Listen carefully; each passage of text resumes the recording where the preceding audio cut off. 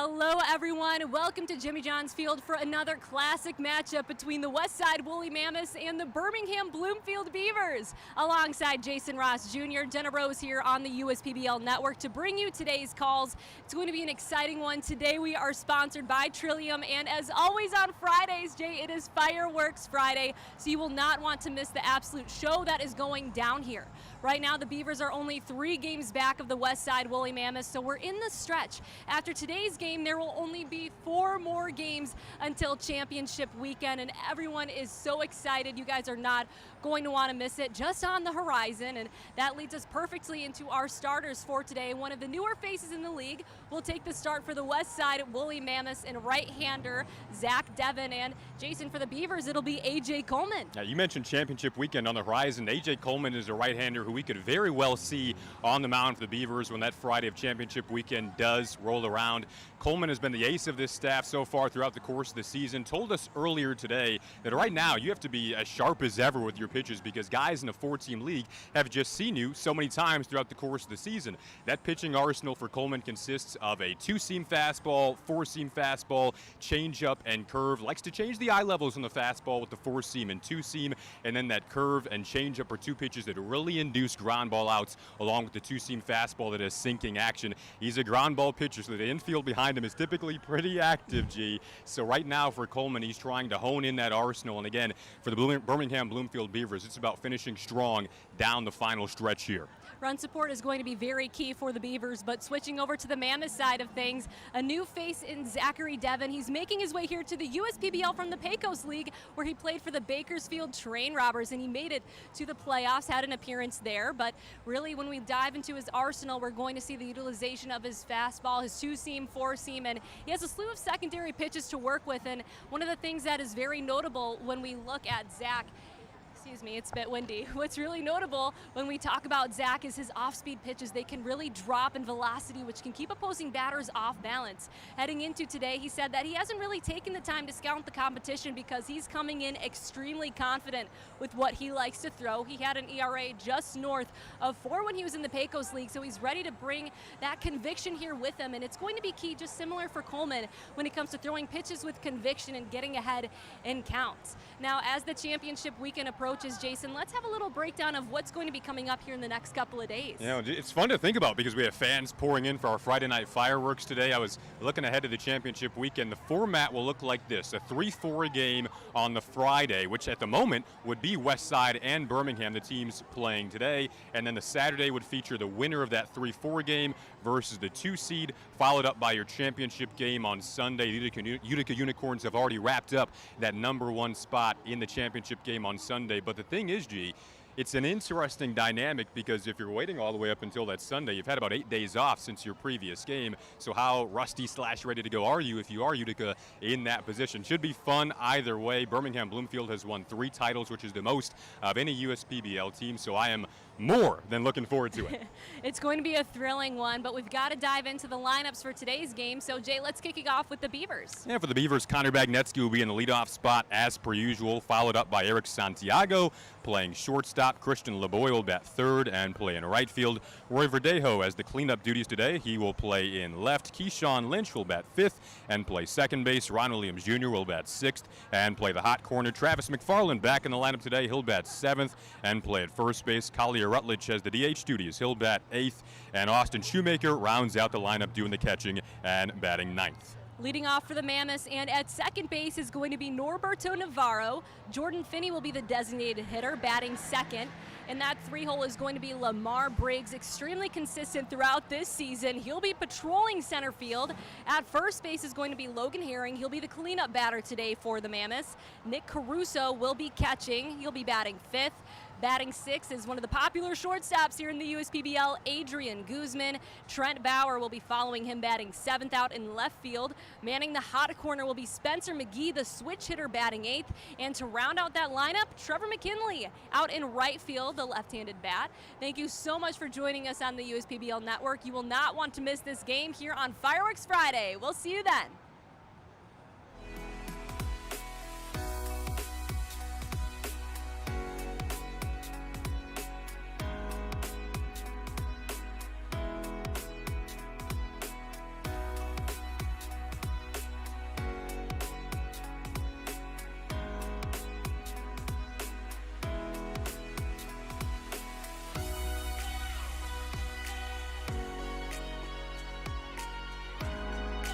Throughout your life, from big moments to ones well earned, we're your financial guardian angel. Alliance Catholic Credit Union.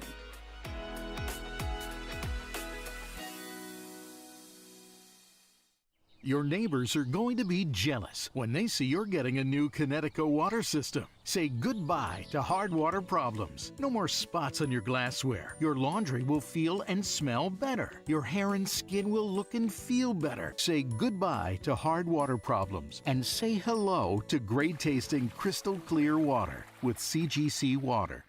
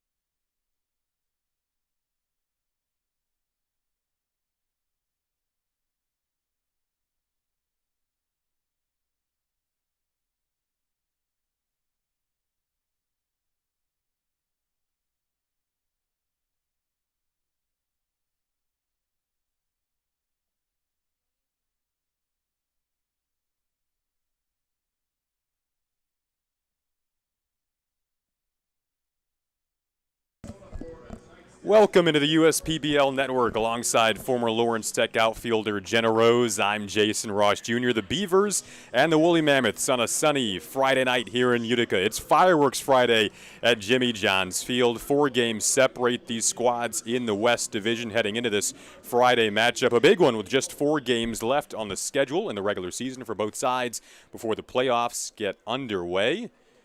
We'd like to take this moment to thank our proud sponsors.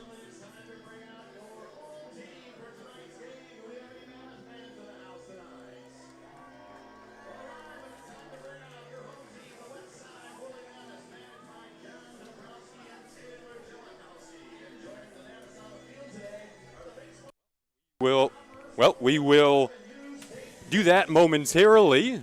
Having some slight technical difficulties here, but just to get the ball rolling on the lineup side of things for the Beavers, which are the away team today, Connor Bagnetsky will lead things off and play in center field. One of the lefties in the lineup, Eric Santiago, will be behind him in the number 2 spot and playing at shortstop. Christian LeBoy has the right field duties. He'll bat third for the Beavers. Roy Verdejo will do the cleanup hitting today and play in left field.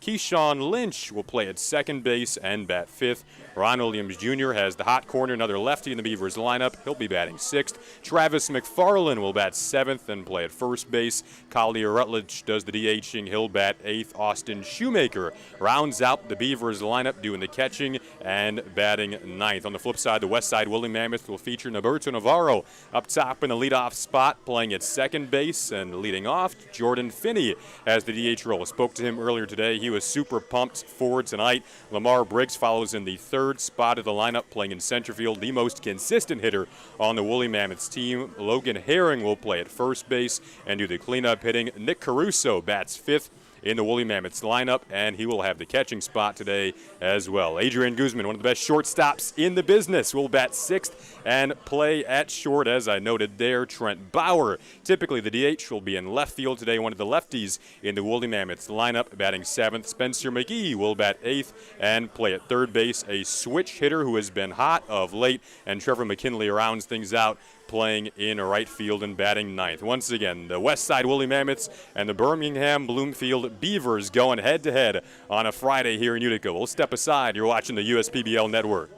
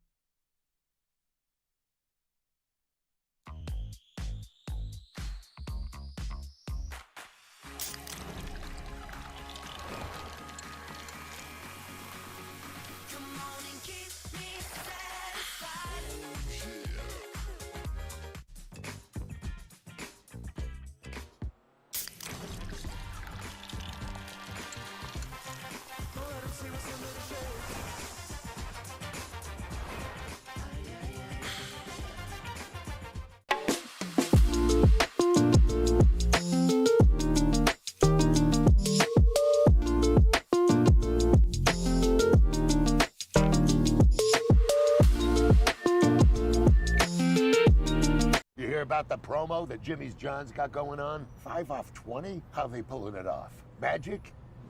You got David's Copperfields in there? Show yourself, Copperfields! Jimmy John's. $5 off orders of 20 or more.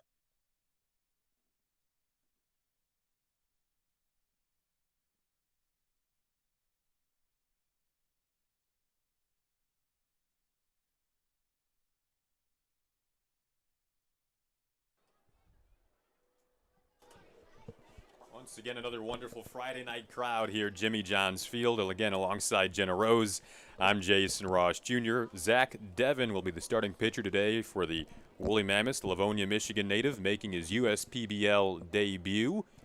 A.J. Coleman on the opposite side of the things for the Beavers will make the start, the ace of their staff as we head down the final stretch of the USPBL season. Just one final regular season weekend after this before the postseason gets underway.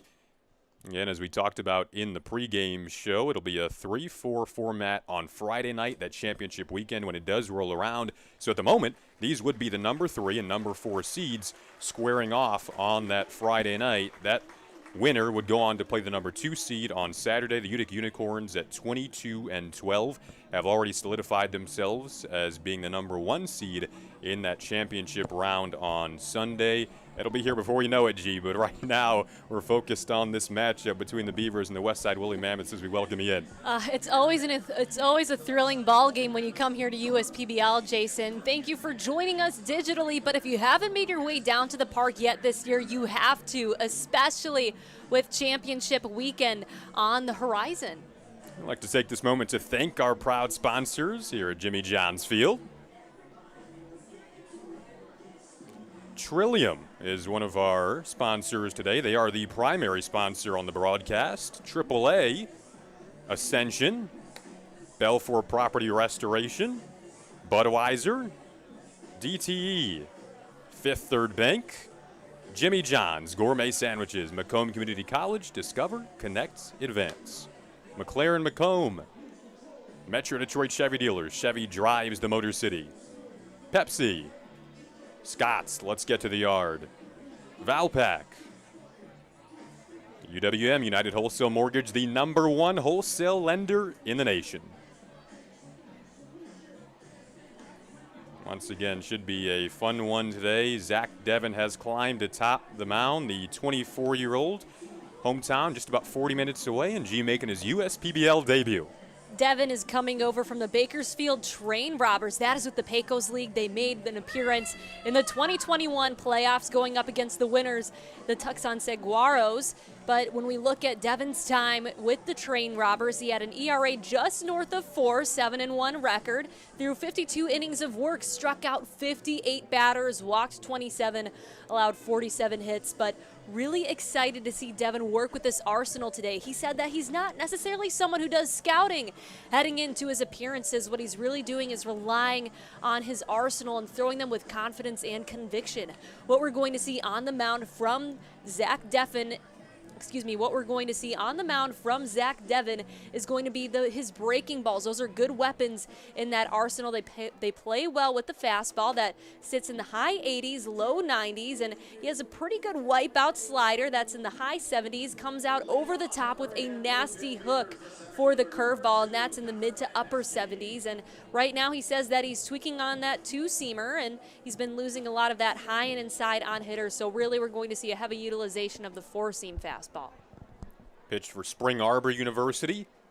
Again, making his USPBL debut, a late season addition for this Woolly Mammoth staff that was looking for more pitchers under co-managers John Dombrowski and Taylor Grilikowski. Standing in is Connor Bagnetsky, the center fielder to lead off. First pitch of the night. Pours in a tad high at 7:07 p.m. Eastern Time. When you think of the USPBL as the whole, Bagnetsky is one of the players that stands out. Currently leads the Beavers with a .339 batting average, .484 slugging percentage, and only 12 strikeouts on the year. Just cranked that foul. Has been so consistent since stepping into that leadoff spot in early July. Wisconsin native. Been playing baseball since he could barely walk, according to his parents, along with hockey. A 1-1 count on him early here. Certainly a tough task for Devin. As you mentioned, G has hit for power, average. The walk numbers have been high.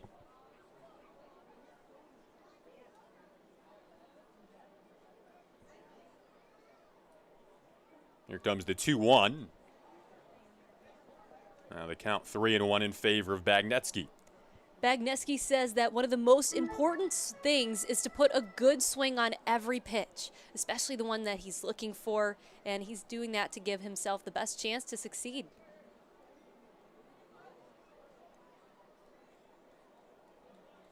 As the early edge here in the count, the pitch is swung on and fouled back.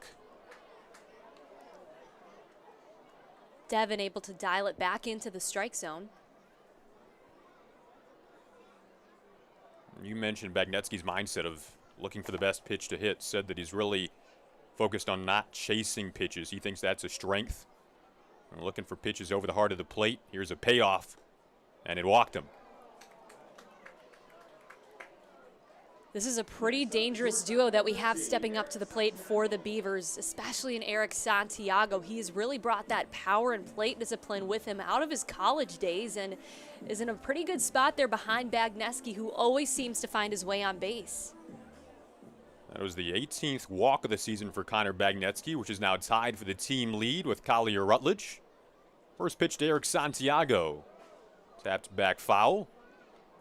We've seen already that Santiago is not afraid to be aggressive when he steps into the box, but with that plate discipline that I mentioned earlier, he has a good eye for pitches. He's not afraid to attack early in counts. Santiago, another guy who got off to a really hot start in the USPBL, was batting a shade under 400 through his first 7 games.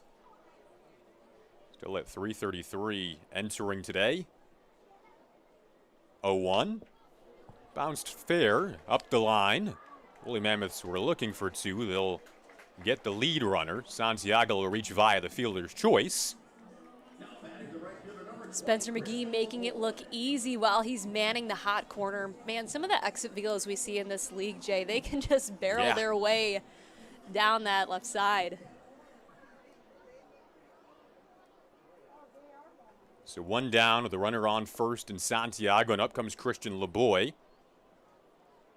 Got off to a powerful start in the month of August, has cooled down a bit since then.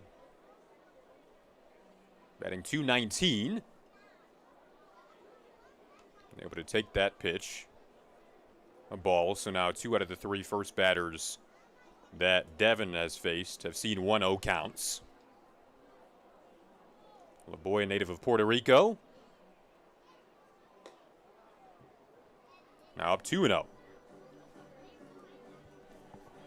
Yeah, Devin said that as of lately, he's really been having to rely on his four-seam fastball, and that's something that he'll try and run it and sign on hitters in late counts as well and try and break bats with it, but lately he's been clipping guys in the wrist.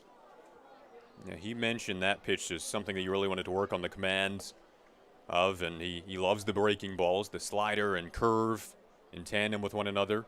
Mentioned the slider is kind of in the mid-70s. Curveball, similar range, feels at his best. The fastballs can hit anywhere from 88 to 91. Santiago keeping him honest over at first.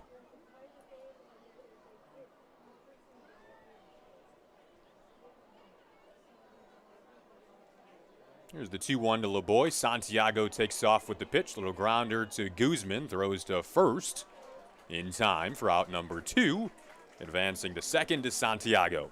Santiago got a very good jump during Devin's delivery. That's why we can see him standing safely over on second base, eliminating that possibility for Guzman to try and work a double play. Brings up Roy Verdeo. He has the cleanup duties today, playing in left field as per usual.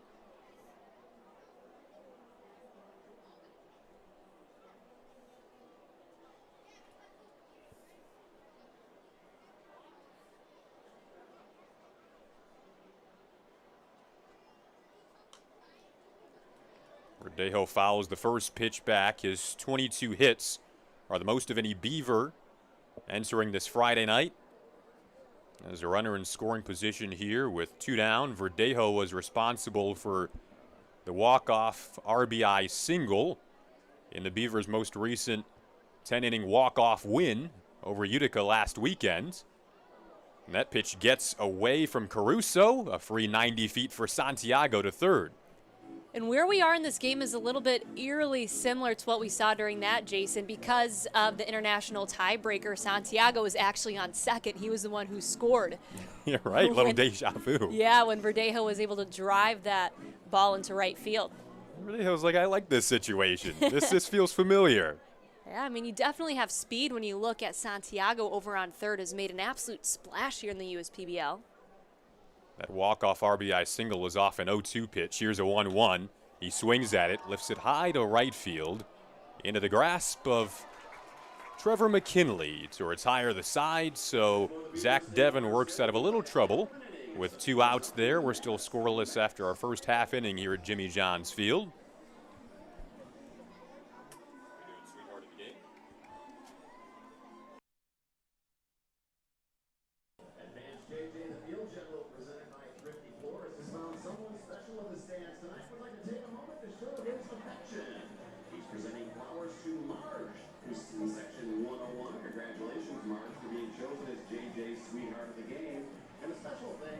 Well, we do have our JJ Sweetheart of the Game brought to you by Thrifty Florists, as per usual in the middle of the first. There's a look at it. Brought to you by Michigan First Credit Union as well, always attached to JJ. Yesterday was National Dog Day, so it was JJ's day. We're always living in his world. Yes. I saw him moving around before the game. I was actually looking at one of our security monitors just outside the booth and just kind of saw him perusing. He wasn't with anyone. He was just, it's his house, and we're just here with him. And it is. wonderful. He's definitely made Jimmy John's his home. There he is hanging out with Marge, our sweetheart of the game, over in section 101. Again, thank you for joining us on today's broadcast. Would love if you made your way down to the park. Fireworks Friday, and hey, we still see a couple of seats open. Never too late.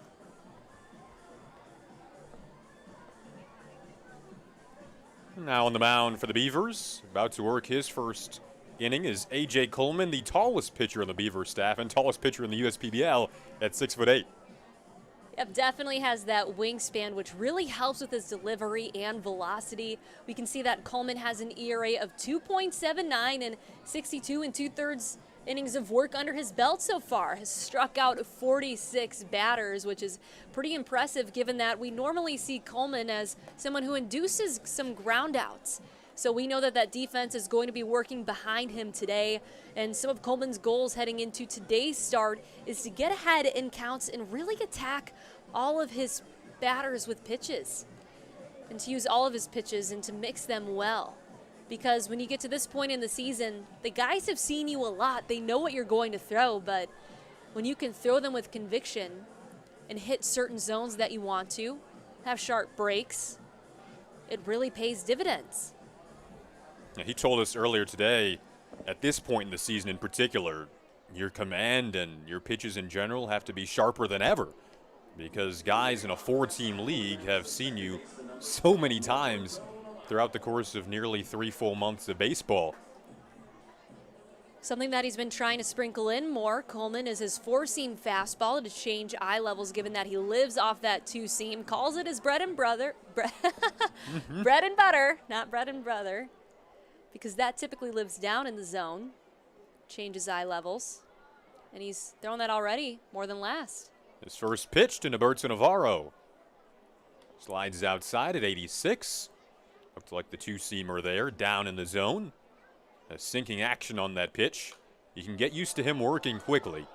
Likes to deliver, especially with nobody on the base paths.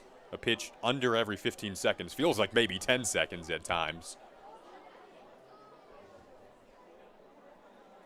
Navarro in the leadoff spot at second base today. Here's a 1-1 to him. Cranks that right back to Coleman. Start your ground ball out meter now because Coleman will induce quite a few. And there's number 1 of the day. Oh, yeah. Everyone at home is going to want to take their notepads out. But, you know, when we look back to Coleman's high school days, he actually played the corner some, so he's very comfortable fielding ground balls, which is a major plus given that he has a very high ground ball percentage. Looked pretty calm there. A nice little stab. Yeah, he played at third, played at shortstop. Jordan Finney in the DH role today. Takes the first pitch down and away. Finney is currently leading the Mammoths with a .386 batting average. Pairs that with a .455 slugging percentage. Ground ball up the middle. Keyshawn Lynch ranging over across his body.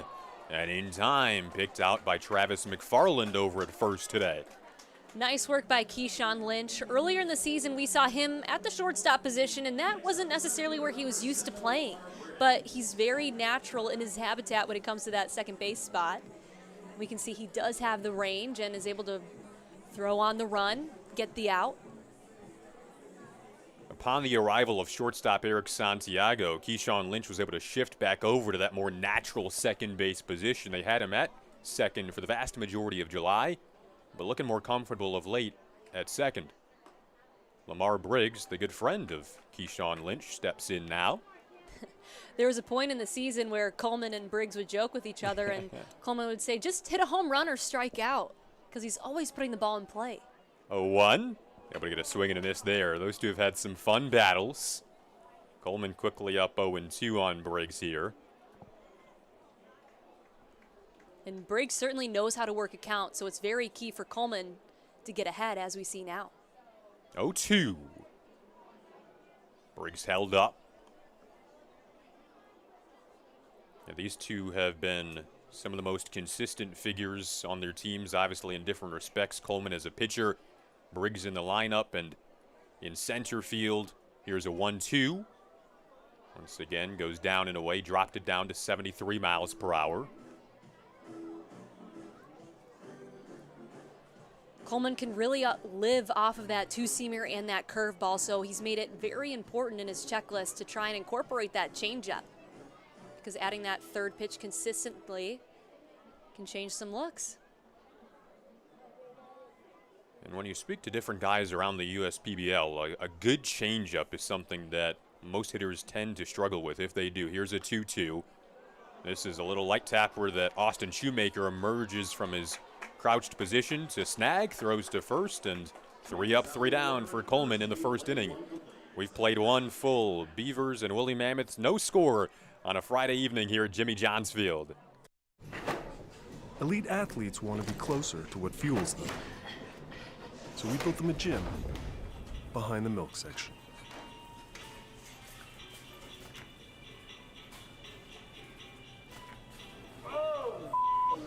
What's going on here? Oh, they're training. What? In the milk section? What is happening? What you guys are doing here? I've always had milk in my fridge, but I've never really trained in a fridge surrounded by milk. I feel like I've been able to level up my training and do things that others haven't. No, they're training back there. It's a full gym. Hey guys, keep it up.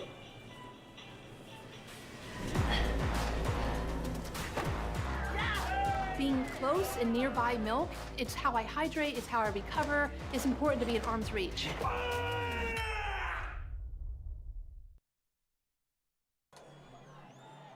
Zach Devin back out on the mound for his second inning of work here at Jimmy John's Field. Faced 4 batters in his opening frame.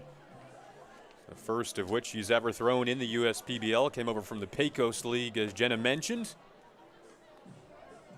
But the native of Livonia, Michigan, so he knows the terrain. And there is one of Jenna's favorite prehistoric figures. Why are they in the building? We don't know, but... Okay, wait. I was talking about this with you the other day. You were. Yes, when we were at Oakland. So my mom sent me a video, and it's a very fun thing that they do that they can bring to parties where it's somebody in a dinosaur costume, but I think it's somewhat mechanical as well. And, you know, even though I'm 23, I was like, wow, I would really want that for your birthday party. Yes. Even though I don't have birthday parties anymore, but that's so cool. You did tell me it was someone's birthday. I want to go see it. Can I just go down during commercial break? You know, Jurassic. I want to go see it. Well, you know, we have one of the prehistoric teams in the Westside Woolly Mammoths, so it's only fitting. Jurassic Park has been on TV a lot lately, by the way, too. It just made me think of you when I saw that. Huh. There is the Westside Woolly Mammoth uniform on Zach Devin for the first time. He'll face Keyshawn Lynch, who leads off the top of the second for the Beavers.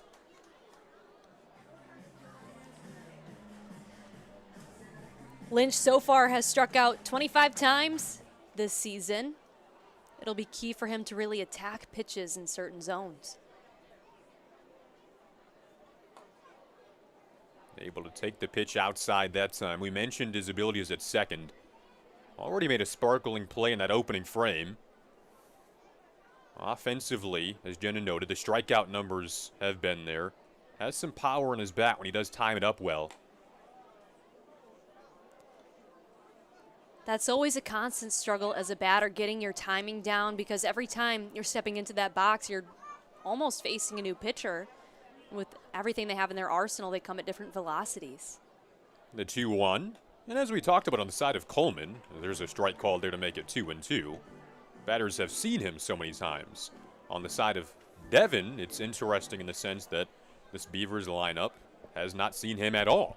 If maybe just on film, but not in person. Here's a 2-2. Some late break on that pitch, but couldn't quite get the strike called he was looking for. Count runs full. Second full count that Devin has had on a batter today. With Devin, too, he can really switch up velocities with his fastball and breaking balls. Payoff to Lynch. Is lifted up and foul into the seats below us. Nice packed crowd on a Friday. Fireworks Friday here at Jimmy John's Field. Pleasure to have you with us. Yeah, and Devin was really excited to hear that when he was coming into his first start, because he said it's not necessarily like that in the Pecos League with as many fans as we have here in the USPBL. Another 3-2. This is line to left center. The power from Keyshawn Lynch that we talked about on display here. Should be extra bases. It certainly will be. A stand-up double for Keyshawn Lynch. You know, he must have heard me here in the booth, Jason, when we were talking about him attacking certain pitches, but look right there. He was able to send that line drive out into left field, went over the head of Bauer. Bauer didn't realize that it was going to have that much oomph to it. We could see that he kind of started to pick up his pace as the ball neared closer, wasn't able to get it over the shoulder, took one hop to bounce off of the wall and left. Nice stand-up double for Lynch. Connor Bagnetsky began the first inning with a leadoff walk, I should say, for the Beavers, and Lynch will begin the second with a leadoff double. This is a high pop-up into foul ground right field, and running out of room there trying to snag it was Trevor McKinley. Just got out of his reach.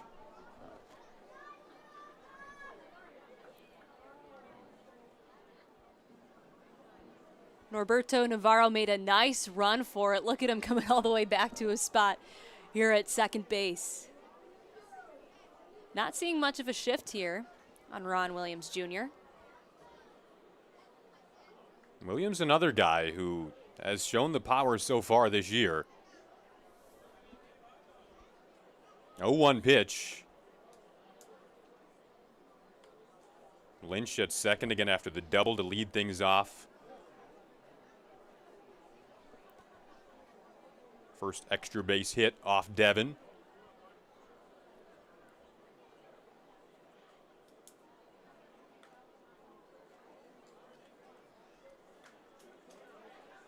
Williams Jr. just fouling it off there. We've seen some sneaky power from him this season. 3 doubles to his name.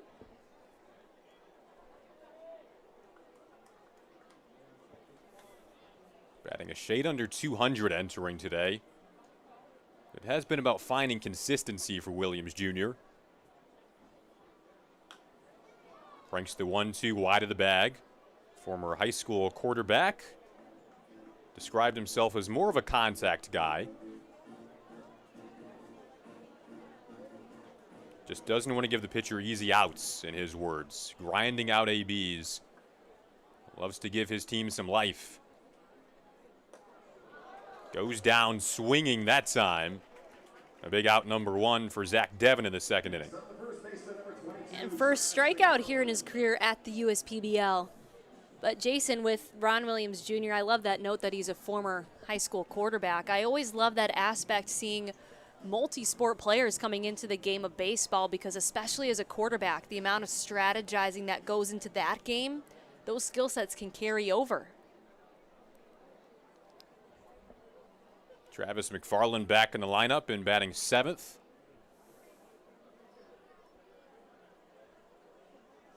First pitch to him is cranked back foul.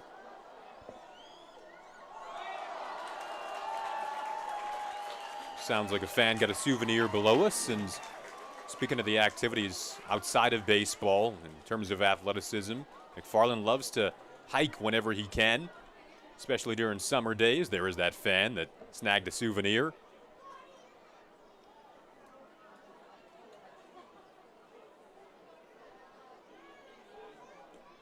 Lynch takes off to third and swipes it easily. Quick pop time for Caruso, but saw that look there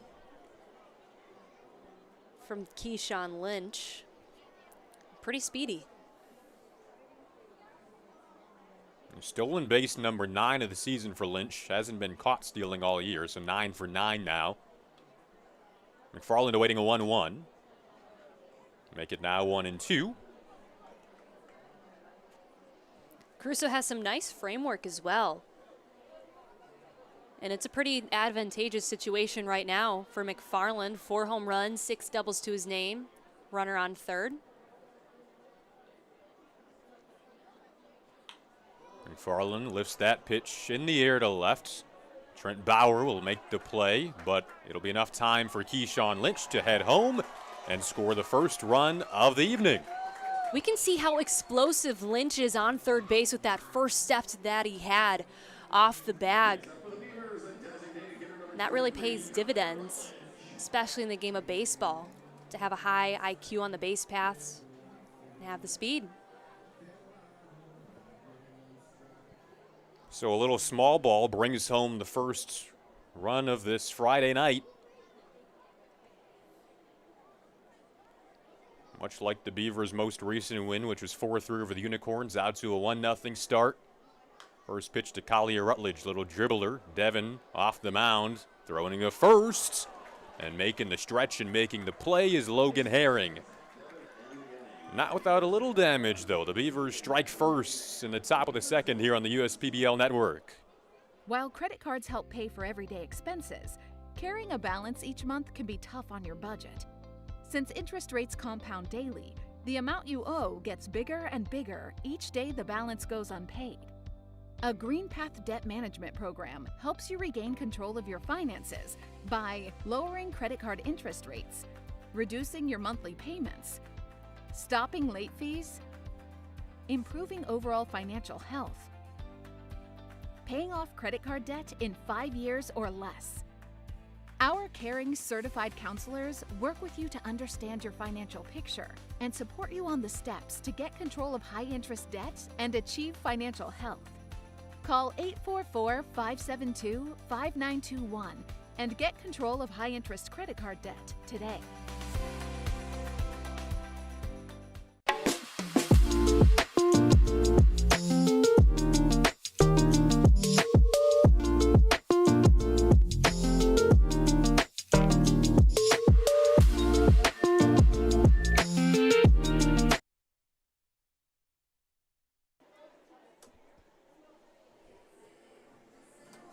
A.J. Coleman out for his second inning of work. A few quick contact outs, as we typically see with him in the first inning. Dispatched Navarro, Finney, and Briggs at the top of the order. In the second, he'll face at least Logan Herring, Nick Caruso, and Adrian Guzman. This Beavers defense knows that they have to work behind right-hander A.J. Coleman. As you mentioned, Jason, it was a 1-2-3 inning in the first, and all of those came by way of ground outs. Coleman said earlier the two-seam is the bread and butter in addition to the breaking pitches, and he likes to induce a lot of ground ball outs. When he's doing so, that's when he typically gets deep into games. And this is an arm that, with the playoffs on the horizon, he's been the ace of their staff. 13th start of the day, which is the most of any Beaver starter. In that 3-4 game on Friday, which would kick off the postseason, you'd think for the Beavers he would be the man on the mound that you're looking at, A.J. Coleman. Yeah, Coleman is definitely proving why he's the ace of this staff. He's been working very quickly so far in the first inning on the mound and also getting ahead in the count, which is what he said was one of his goals heading into today. Logan Herring is the first batter he faces, and Herring takes the first pitch strike. There's that curveball that Coleman has been talking about. It's a pitch that batters can expect on any count. He'll even throw it as the first pitch, as we saw right there, and he's extremely confident. Coleman said earlier today that he feels, as you mentioned, confident in that pitch. Really ever since college, described himself as a fastball and curveball guy. And most of the time, hitters aren't looking for that on an 0-0 count. Here's the 1-1. This is lifted in the air, high but foul. Yeah, and that's an interesting note, Jason, because we do really see that two-seam and curveball come from the hand of Coleman, but he said it's so important for him to work in that third pitch, that changeup, and to do that consistently, that only betters your opportunity to get to the next level. 1-2. Swung on and missed. First strikeout of the day for A.J. Coleman in the books. Nice work there by Coleman. Another goal of his heading into today was to make sure that he was mixing his pitches well, and we could see he was relying on a couple of different things during that at-bat, and mixing his pitches like that resulted in the 3 groundouts that we saw in the first. Brings up Nick Caruso. I remember you and I had a conversation with A.J. Coleman way back on Media Day, which feels like years ago now, and back on May 23rd. And as he delivers the first pitch to Caruso that is swung on and missed, he told us, working in and out, up and down, changing the eye levels, that would be a key part of his attack this year, trying to do that more and more frequently. Here's the 0-1 to Caruso. Make it 0-2. And I believe it was in Coleman's first 2 starts, he threw that 4-seam more than he did all season long last year. Yeah. He said early on in the season he had already thrown the 4-seam more so than all of last year. This is cranked down the line to left, but foul.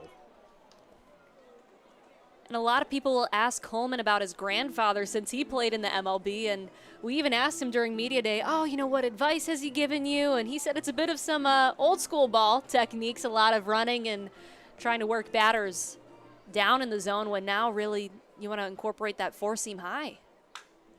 Another ball cranked into the glove, this time of Ron Williams Jr. at third. What a play. Man, Caruso got a good piece of that at the plate, sending it down the left field line, and we could see over there for Williams Jr., he just kind of fell with it as it was coming. Well, A.J. Coleman said each and every time he goes into the dugout, he thanks his infielders, and I think he'll have a special thank you for Ron Williams Jr. when they head in after this frame. And that'll send up Adrian Guzman, one of the consistent bats here in the Mammoths lineup. Guzman batting 6th today. Takes the first pitch strike. And surprisingly, Guzman is someone that you don't see really display that extra base power, only 1 home run this season, but can really consistently find his way on base. A lot of line drives. Little dribbler, Eric Santiago to first. Back-to-back 1-2-3 frames to open things up for A.J. Coleman. It's been a fun one so far. We'll step aside on the USPBL network. You hear about the promo that Jimmy's John's got going on? 5 off 20? How they pulling it off? Magic? You got David's Copperfields in there? Show yourself, Copperfields! Jimmy John's. $5 off orders of 20 or more.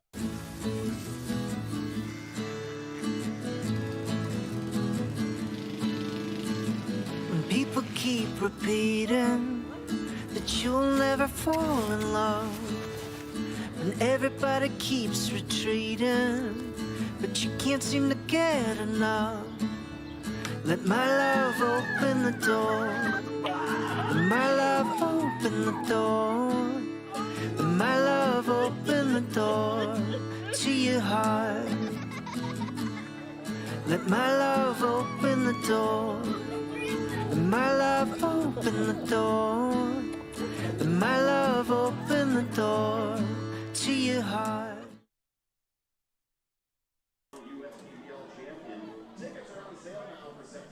Zach Devon back out for his 3rd inning of work, about to face the 9th batter he's seen so far today in Austin Shoemaker. Again, making his USPBL debut. Lives in Dearborn from Livonia. Came over from the Pecos League, G. Man, what a cool name. Zach Devin was previously with the Bakersfield Train Robbers, where he made a playoff appearance there. They were going up against the champs, the Tucson Saguaros. He had 4 1/3 innings under his belt during that span, 3 strikeouts. And we could see during his time in the Pecos League had an ERA of 4.15.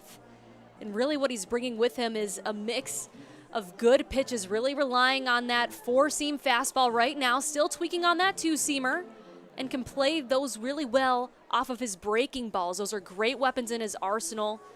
Describes his slider as an absolutely wipeout pitch. You see that in the upper 70s, and his curveball has a nasty hook, and you see that in the mid to upper 70s. So, as I said before, still tweaking that 2-seam. He's been losing it a lot high inside on hitters. And even with that 4-seam fastball, when he runs it high and in, he's been clipping some in the glove. Austin Shoemaker will complete Devin's first trip through the Beavers order to begin the third. Shoemaker, this could be a very quick ground out. It will be. So 1 pitch, 1 down to begin the third for Devin. It's always interesting seeing that matchup with a new pitcher coming into the league and guys who have been in the USPBL for a minute. And so far what we've seen from this Beavers lineup is plenty of pitchers attacking that first pitch. You can see there Shoemaker. And it almost feels as if that aggressiveness has picked up in recent weeks with what we talked about, the anticipation of maybe tendencies from a pitcher, given that these guys have been watching one another for the past nearly 3 full months. Connor Bagnetsky, guy who is constantly working on his craft. First pitch to him is up and away. Had that leadoff walk back in the first. Keyshawn Lynch began the second with a powerful leadoff double to the gap in left center. Second tour through the Beavers order for Zach Devin. His 1-0 pitch to Bagnetsky. This is lined into the glove of Logan Herring. Wow, we've seen some hard lineouts so far in this game here in the USPBL. But Jason, back to your note there, both Devin and Coleman aren't afraid to throw their secondary pitches for first pitch strikes. I think that's something that's so important to keep opposing batters off balance. Coleman, will see him throw that curveball every now and again for a first pitch. Eric Santiago takes the first pitch from Zach Devin. Santiago, you mentioned A.J. Coleman there, was a teammate of A.J. Coleman at University of Cincinnati. Santiago hit .298 his senior season this past spring on the Division I level. Here's the 1-0 pitch. Got underneath that, and it flips back foul into the stands. Santiago now being a part of this Beavers lineup, that's really allowed Lynch to move back to second base since Santiago plays short, and to have that memory of playing with Coleman in college, he knows exactly what's going to go on with those groundouts. Lofts the 1-1 into left. Trent Bauer is there. So a quick 1-2-3 frame, the first time that Devin has retired the side in order. That is the fifth third bank out of the game.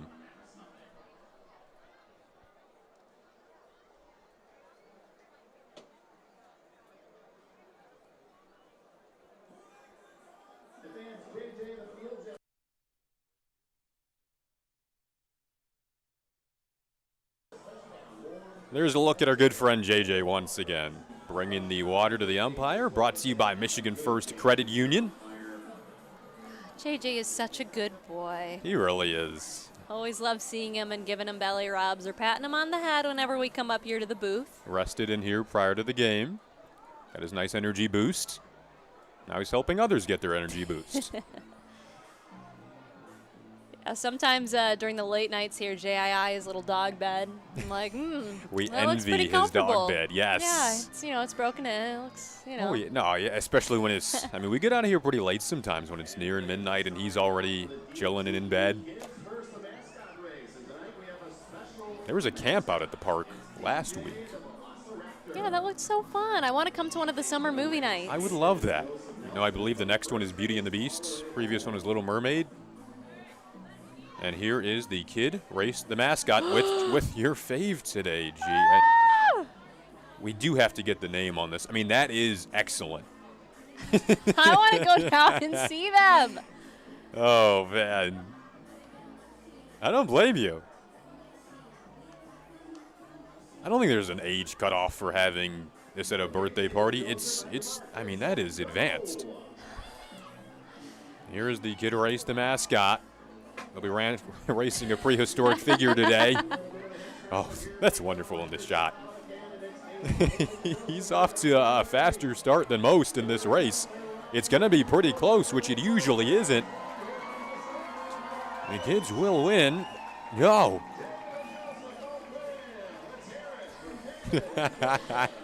Just another day at the USPBL. Gotta love it on a Friday night fireworks day here at Jimmy John's Field.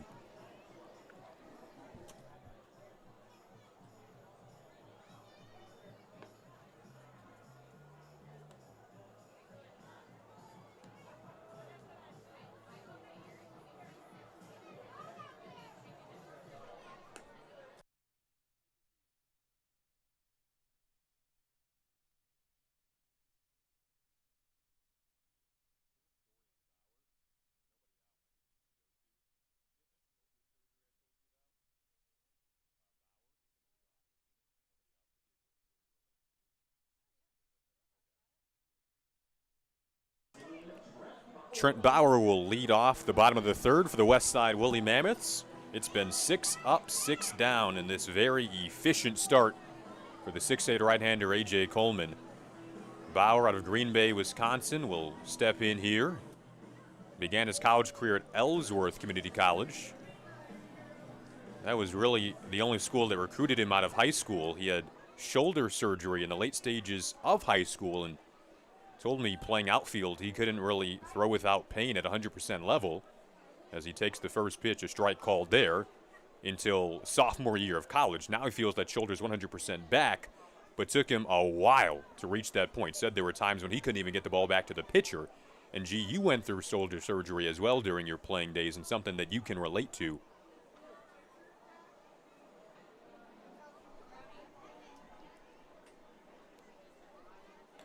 As Bauer takes the 0-1.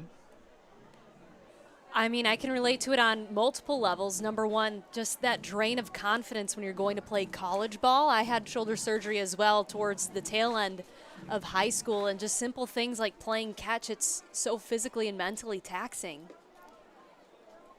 And it's something too where as an outfielder, that's one of the qualities that makes you a good athlete, to be out there and earn that position, is to have a strong arm. So to bounce back and to feel 100%, kudos to Bauer, because that doesn't happen for everyone.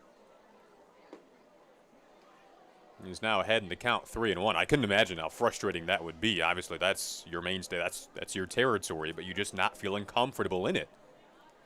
And he's had to work his way back from that. A lot of the journeys in the USPBL are so interesting to dissect. 3-1 pitch. Coleman needed a strike and found it. Bauer getting ready to throw his bat, didn't necessarily agree with that call. Full count now. Into the bottom third of this Woolly Mammoths order. Spencer McGee and Trevor McKinley to follow. 2 lefties and a switch hitter at the bottom third of the order. They feel against Coleman that could potentially be an advantageous spot. And back to the shoulder surgery, Jay, something when it comes to the recovery process, I mean, it can even hurt when you're just driving your car. Simple things throughout the day, and to have a nagging injury like that you have to go through the recovery process, it's pretty tough.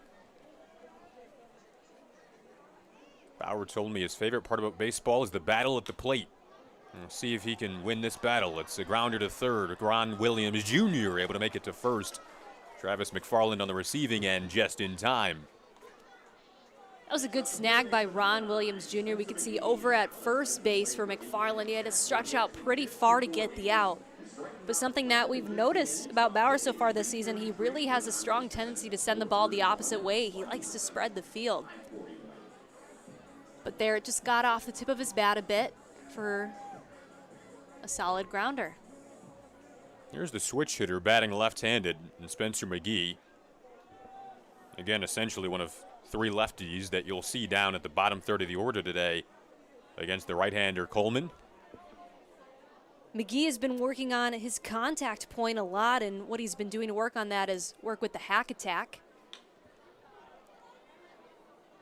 which is a hitting system that allows him to see different pitches at different velocities, so trying to get out in front of the ball more instead of letting it travel deeper into the zone.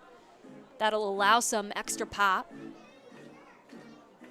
And something, too, is he's been working on his timing from the left side, so it's kind of crazy that he'll do that as a switch hitter, work from both sides. 1-1 pitch to him with 1 down. Is yanked to right. There's the pull side power as a lefty, and Spencer McGee will hold up at first. A long single with 1 down in the bottom of the third.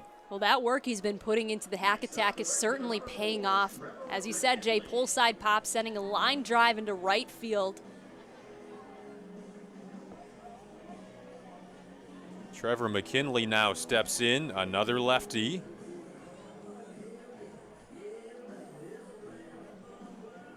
That's the first hit we've seen off of Coleman as we tend to the tail end of the Mammoths lineup. That pitch squirts away from Shoemaker. McGee trying to take advantage, and he will do so. Yeah, that was tough for Shoemaker to get around McKinley there.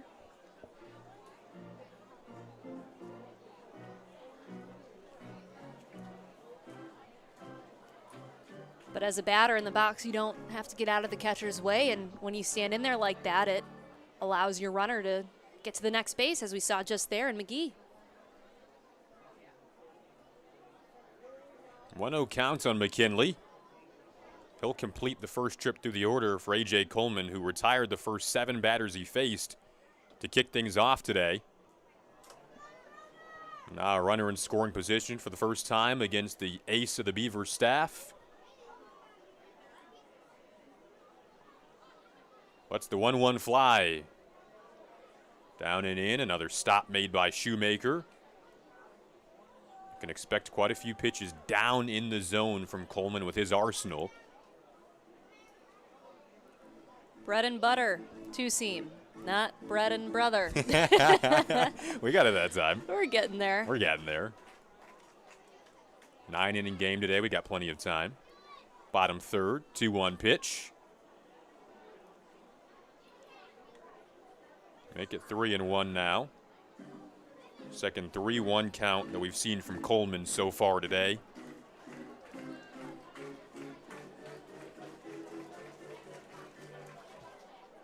Trevor McKinley, the Alabama native, in the 9 spot. Able to work a walk. First free pass issued from A.J. Coleman.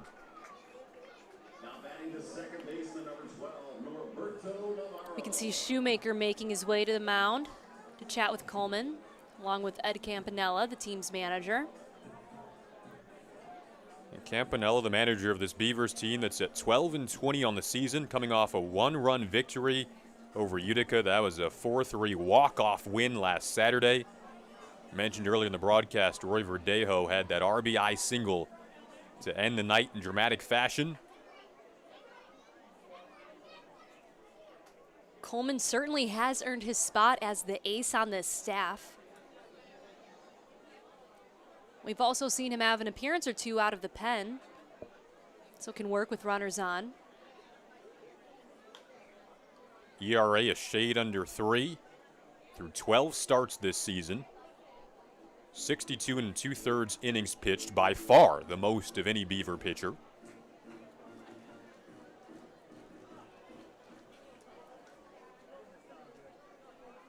Order has been turned over to Norberto Navarro in the leadoff spot today. Coleman's 0-1. Strike called, make it 0-2. Coleman quickly finding his groove again. Runners on first and second. McKinley at first, Spencer McGee at second.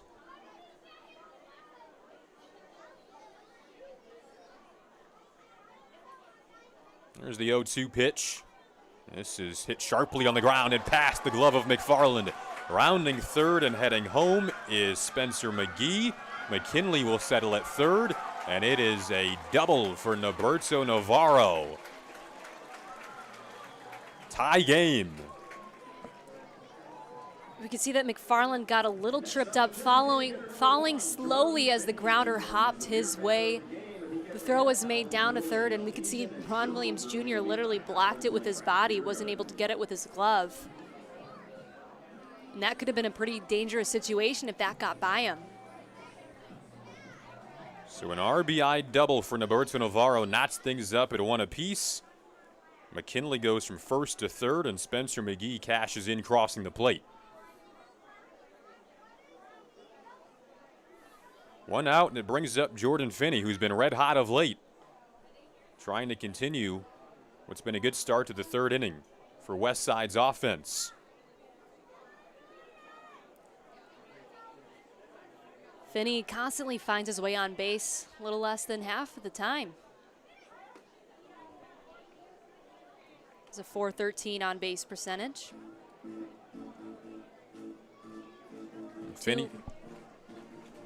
Finney said lately that when it comes to his confidence right now, it's just his ability to slow everything down at the plate. Here's the 2-0. Big strike call there for A.J. Coleman.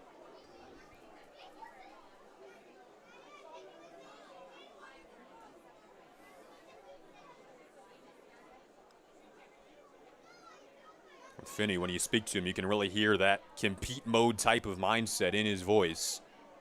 He's got runners in scoring position right now. Fouls that pitch back 2-2.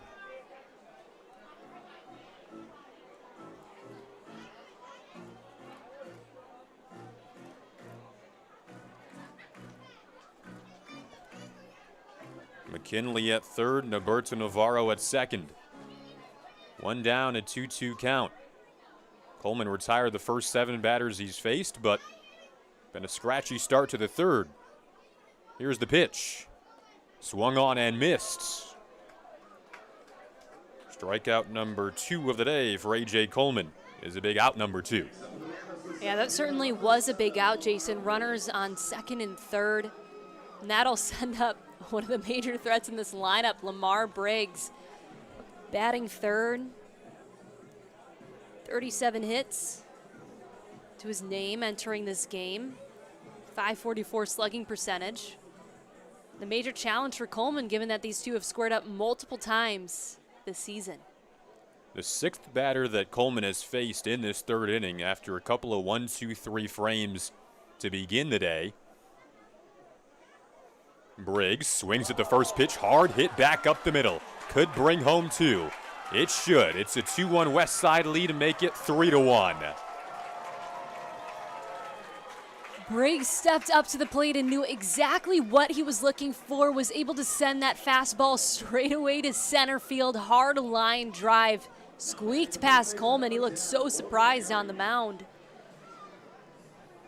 But man, Lamar Briggs has been very consistent this season. Has that extra base power and almost makes it look easy, sending 2 across the plate. First, it was an RBI double to bring home 1 run off the bat of Norberto Navarro. Now Briggs brings home 2 after the 2-run RBI single, attacking the first pitch. And his team has a 2-run cushion. It's been a lucrative bottom half of the third. Brings up Logan Herring in the cleanup spot today for Westside.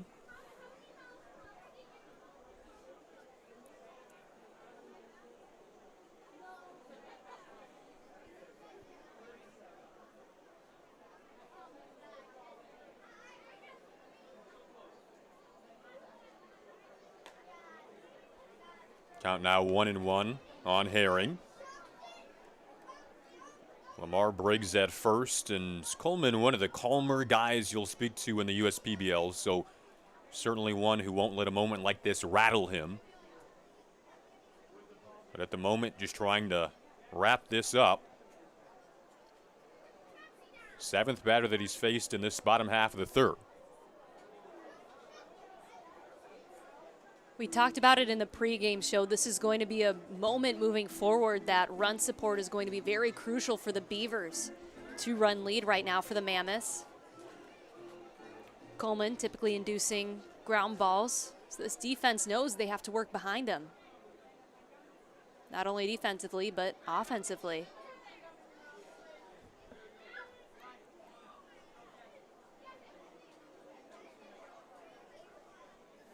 One pitch to Herring. Nice swipe across the body from Shoemaker. Well, Coleman early on in this game saw a lot of 0-2 counts, 1-2 counts in his favor. But in this frame, we're starting to see more 2-1 counts, a couple of 3-1s as well. It was one of his goals today to work ahead. Here's the 2-1. Briggs takes off with it. Throw down to second is not in time. The throw down to second was just a little bit too much to the left. But to your note, Jason, we did talk about this with Coleman earlier this season, media day. He's really trying to work batters in and out, up and down. We could see here against Herring, he's really been working in and out. Briggs now 11 for 12 on stolen base attempts this year. Here's another one of those 3-1 counts, by the way. Herring had the green light, swung at it. Count now full.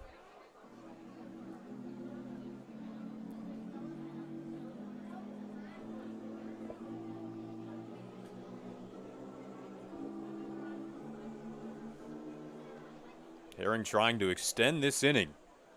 3 runs have crossed home plate. Payoff pitch. Grounder that gets through the hole. A diving stop made by Keyshawn Lynch.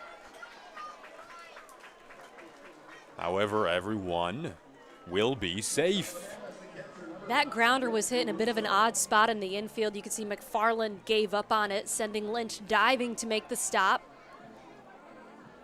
Heads up there at second. Was about to try and make the throw down to third, but decided to keep the ball to himself.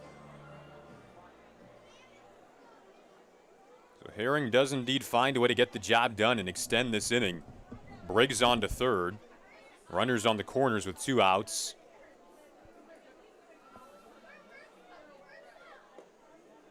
The 8th batter that A.J. Coleman has seen in this inning will be Nick Caruso in the 5 spot.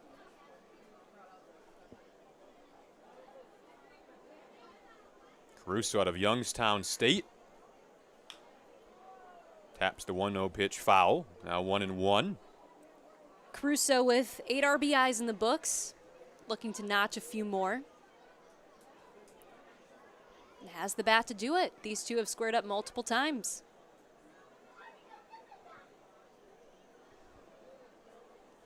Caruso doing the catching today. Right now trying to cash in offensively. He yanks this to left. It is hard hit, and it will bring home Lamar Briggs easily.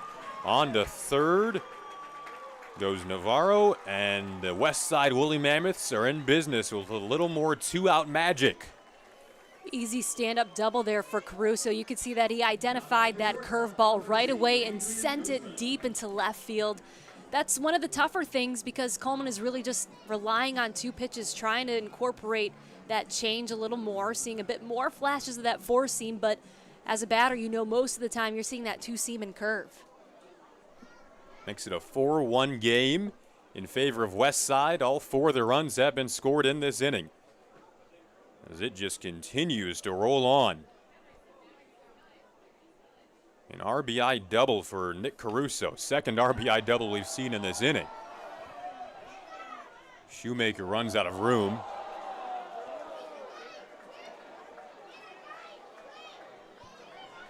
Coleman is one of the veterans in this league. As a pitcher, you're going to have your ups and downs on the mound. It just comes down to how you mentally get yourself back into the game.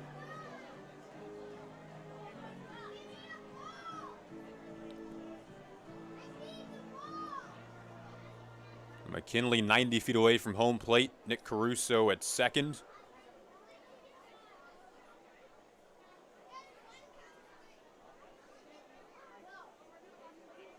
Guzman batting .302 on the season.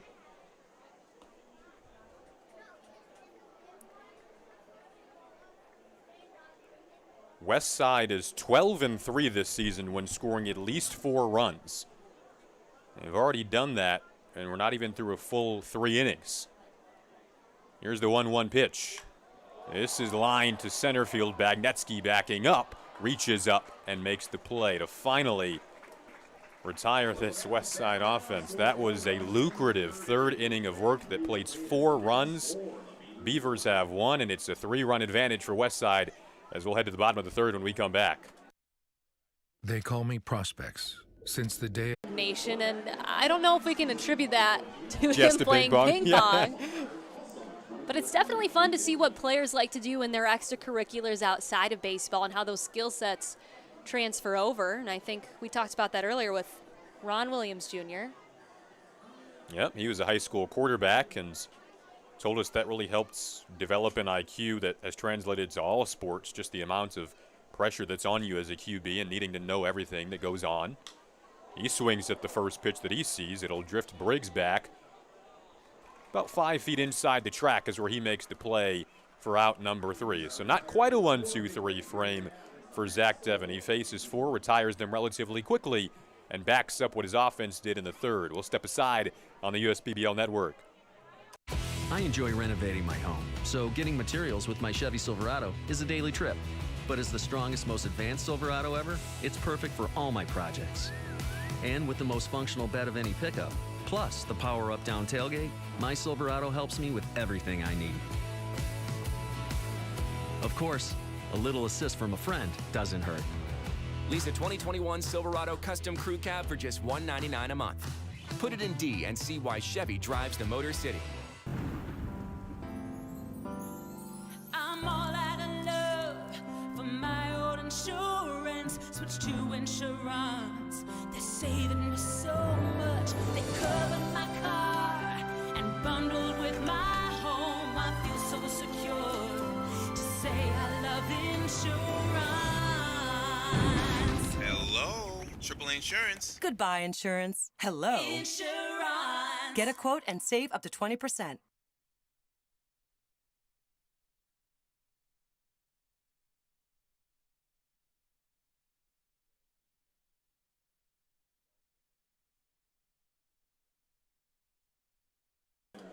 I'd like to thank our proud sponsor, Metro Detroit Chevy Dealers. Don't forget, you can enter for a chance to win $250 and 4 front row tickets to the championship game.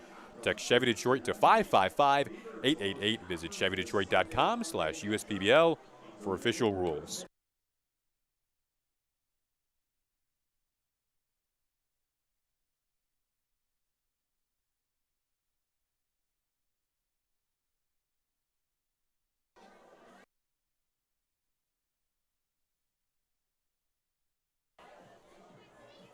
Charles Donovan warming up on the mound after A.J. Coleman lasted 3 innings today. Donovan hoping to come in and perhaps piece together a long relief effort. There's a 9-batter third that this Westside offense pieced together and are out to scoring 4 runs to take a 3-run advantage here on this Friday night. Yeah, that was a bit of an uncharacteristic third inning that we saw for Coleman. Said that it was one of his major goals today to get ahead in counts. We really saw that in the first and second. Very quick 6 up, 6 down. And that wasn't necessarily the case, as you mentioned, Jason. 9 batters made their way into the box during the third. But Charles Donovan takes over on the mound, has an ERA just south of 3, 2-5 so far on the season, and has 17 appearances under his belt. So even though he hasn't had as many starts, has 3 game starts heading into this outing, these opposing batters do have a good idea of what he likes to throw on the mound. 34 innings of work under his belt. Has struck out 49 during that span. Opposing batters hitting .244 off of Donovan. First batter that he'll face in the fourth is Trent Bauer. Donovan out of Indiana Tech. Native of Sterling Heights, Michigan. First pitch in his relief effort is lined hard back up the middle into center field, and a base hit to lead off the bottom half of the fourth. Bauer jumped on that pitch pretty quick. You could see that was a bit on the outside part of the plate, but Bauer was able to work his barrel around and send it as a hard line drive into center field. Definitely a major statement after he kicked off the third inning, where he grounded out to the third base. Spencer McGee steps in now. He had himself a hard hit, long single back in the third. Able to hold up there. There's going to be a strike called on the outside corner. I beg your pardon, they said it was just off the outside of the plate, so count 1-0. McGee was the first run to cross the plate here for the Mammoths, up 4-1.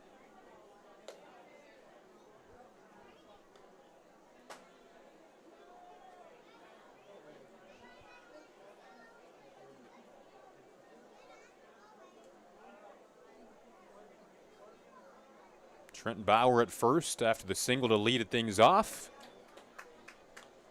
Big healthy hack at the 2-0, makes it 2-1 on McGee now. That was a really solid line drive that we saw go to right field for McGee, and he was batting from the left, now switching over to the right, going up against the lefty Donovan. McGee does go down swinging. First strikeout for Donovan. Bottom third has been an interesting part of the order. They were very successful in that just journey of a third inning that A.J. Coleman had to go with. And entering today, we saw lefty switch hitter lefty, knowing that McGee would hit from the left side against Coleman. Westside felt that would be an advantageous spot. And so far, they've capitalized up and down the lineup. Here's Trevor McKinley in the 9 spot.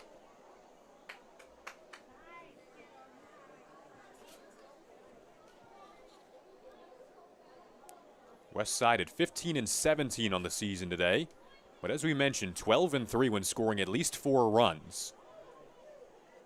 Count now 0-2 on McKinley.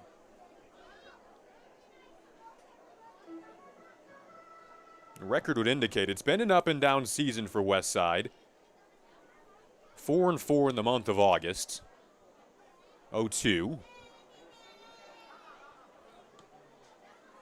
McKinley leaving that one outside.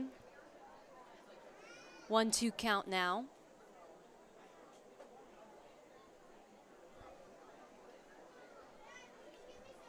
Humberto Navarro on deck.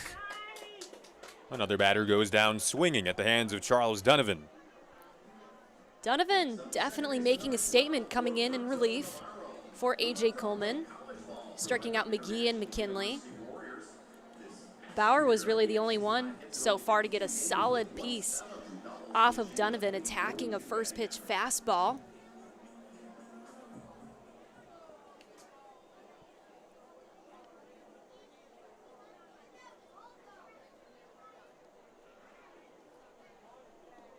Mentioned Humberto Navarro was on deck. Becomes another batter to swing and miss, this time at the first pitch. Count now 0-1.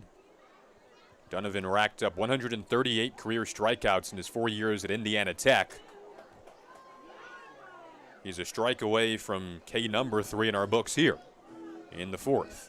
Again, entering in relief of A.J. Coleman, who lasted 3 innings today. Trent Bauer is the runner at first.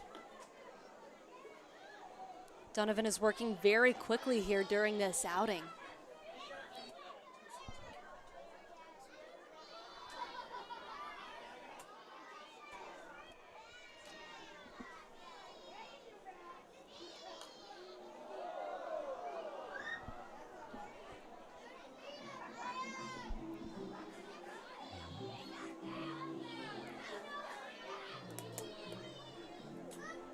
On the flip side of that scoring equation, Beavers are 2-9 when scoring less than 3 runs this year. Here's the pitch. Just bounced foul. Again, this Westside lineup loves to grind out ABs. That's the mentality, especially at the top of the order with Navarro and Finney and Briggs.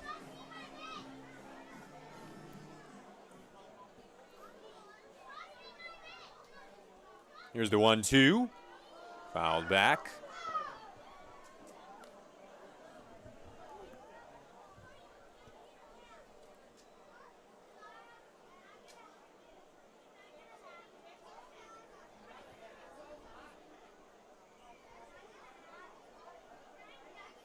Few runs were scored with 2 outs in the 3rd for Westside.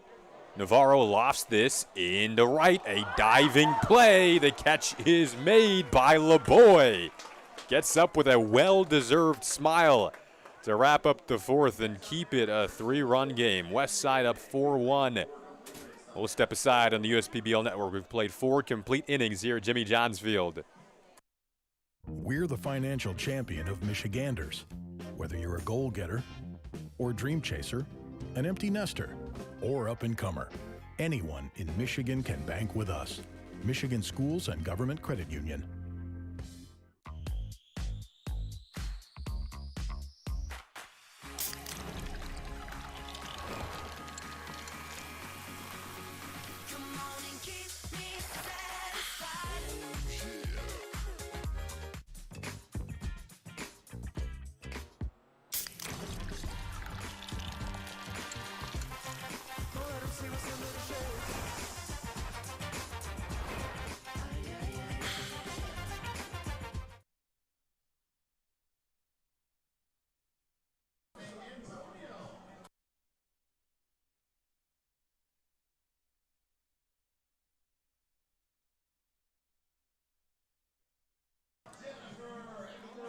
Welcome back to Jimmy John's Field. We'd like to thank another one of our proud sponsors, Bell's Inspired Brewing.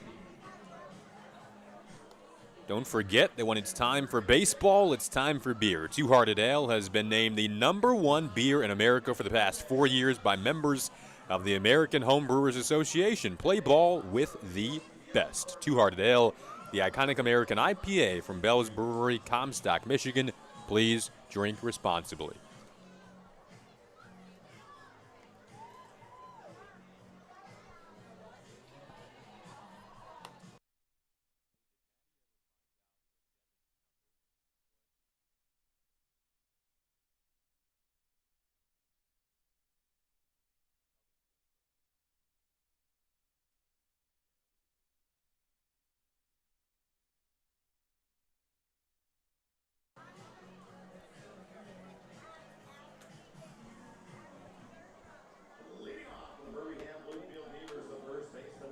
Travis McFarland will lead things off as we begin the 5th inning. And the 5th inning of work for Zach Devin in his USPBL debut.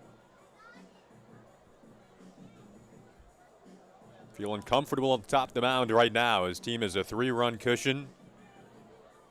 Told us earlier today that he almost wants to take within a new character on the mound and express confidence. Here's the first pitch to McFarland. Cranked right to short. Guzman is there. Sure-handed as always. Quickly one down. He talked about that mentality and mentioned Mets pitcher Marcus Stroman, who he looks up to, and said it's almost an entertainment type of feel for Stroman, and that's what he wants to replicate. In addition to obviously locating his pitches, right now is in a really nice groove, the arithmetic groove.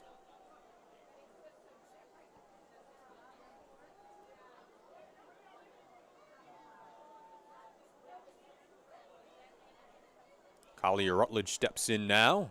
First pitch to him. Gets through the wickets of the catcher, Nick Caruso. Nobody on, however, so no trouble.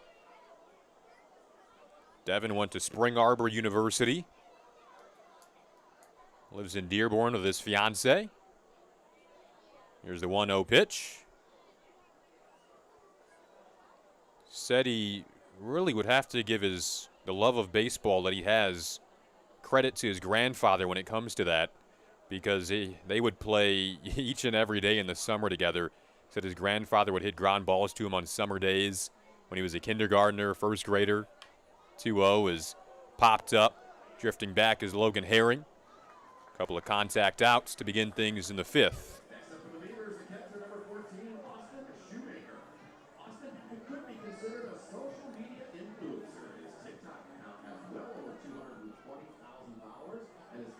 Austin Shoemaker now climbs in.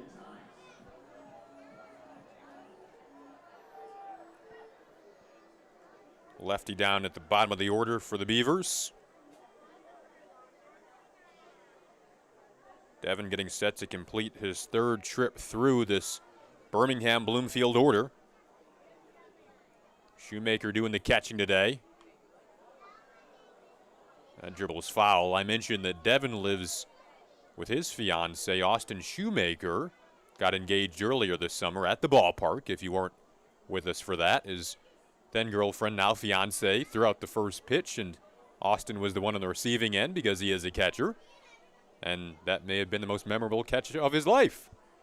And those two are now engaged. Picked up, apparently, I heard something in the range of 3,000 or 3 million TikTok views. Those are obviously two very different numbers.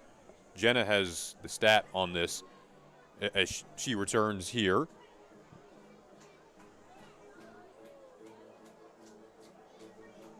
Three-run edge for the Westside Woolly Mammoths. Gee, you told me earlier today, what was the exact number as the 1-1 pours in? It is yanked high over the glove of Herring, and Shoemaker arrives. We initially thought first it'll be a double as he slides in safely. Wow, what a nice hit by Shoemaker there, making his way down to second base. That officially marks as his 6th double of the season. And Jason, I believe that was just a hair over 3 million views 3 million. When it came. Okay, I said 3 million, then I said 3,000. Okay.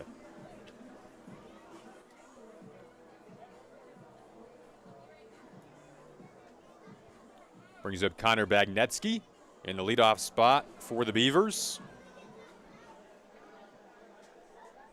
So Shoemaker in a crucial turnover spot. We'll now hand things over to Bagnetsky, who has a runner in scoring position with 2 outs. Feels like a big spot for the Beavers. Into the middle innings now after they fell behind 3 runs. Again, the Beavers struck first in this one, took a 1-0 lead back in the second. But then a 4-run third for Westside put us where we are right now, a 4-1 game.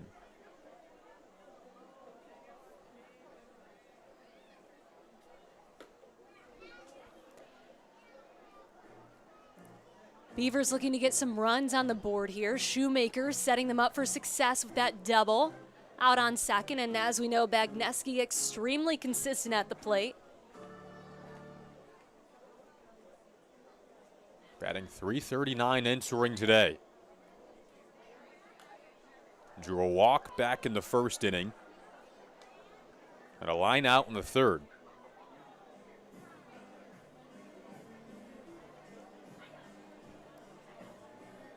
Bagnetsky leads the Beavers with his .339 batting average, .484 slugging percentage, and only 12 strikeouts so far this season.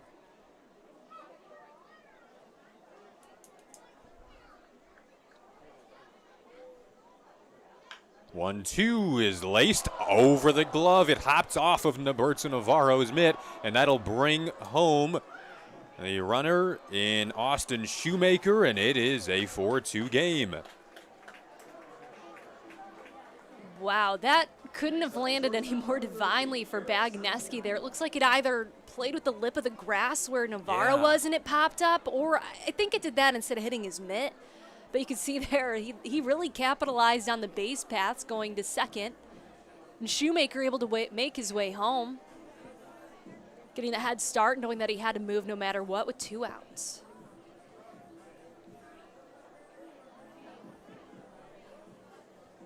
So make it an RBI double for Connor Bagnetsky. And the Beavers are back in business with 2 outs.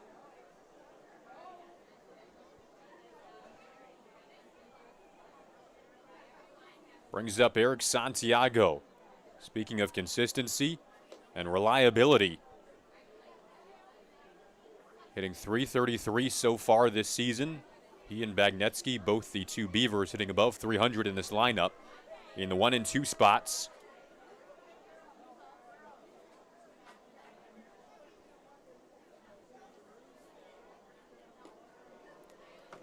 Yeah, if you're Campanella, these are the Beavers that you want to see step into the box to make something happen, getting runs on the board. RBI double for Bagnetsky. Santiago bringing a professional at bat with him whenever he steps into the box.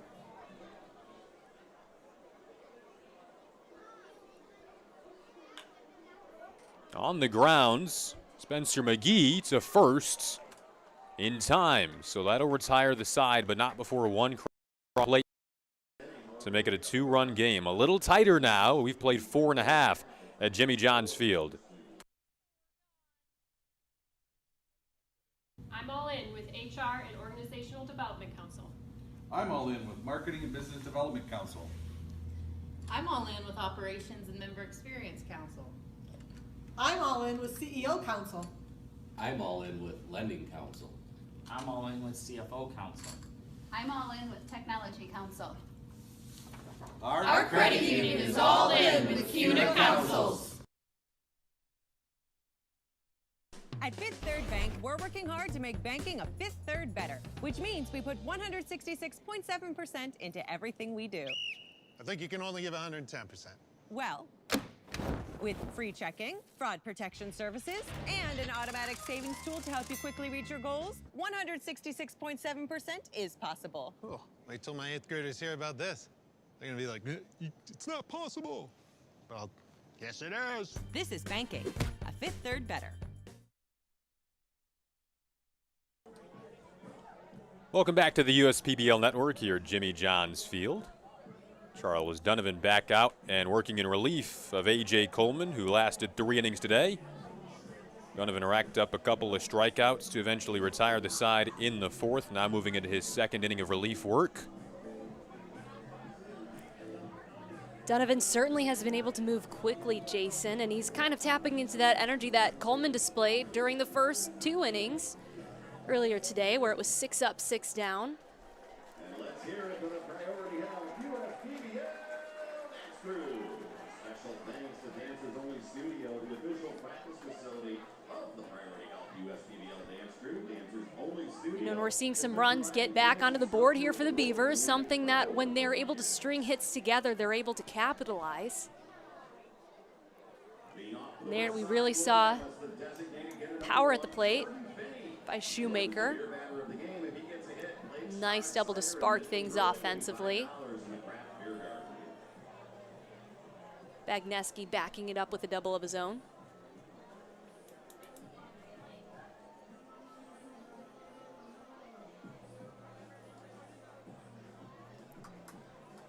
See here, that'll send up Jordan Finney, one of the hotter bats in this Mammoths lineup. Pretty good numbers across the board, very consistent. Today 0 for 2 and is the beer batter of the game. So you got to join us here at Jimmy John's, because when he makes connection, beer all around. Plenty going on Friday Night Fireworks here at Jimmy John's Field. Finney steps in, the Oxford, Michigan native.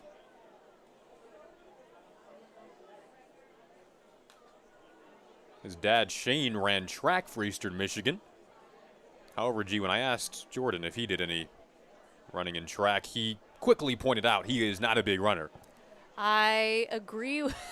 I agree on not being a big runner. I'm not a big runner either. I would relate to you there as well. Here's the 1-1, making now 1 and 2. He definitely has some speed, though, but I guess from that, I don't know if endurance is the right word for track, but still, that feels like that'd be a while. I never ran track, obviously, so I'll just stop talking. But it's okay. I mean, I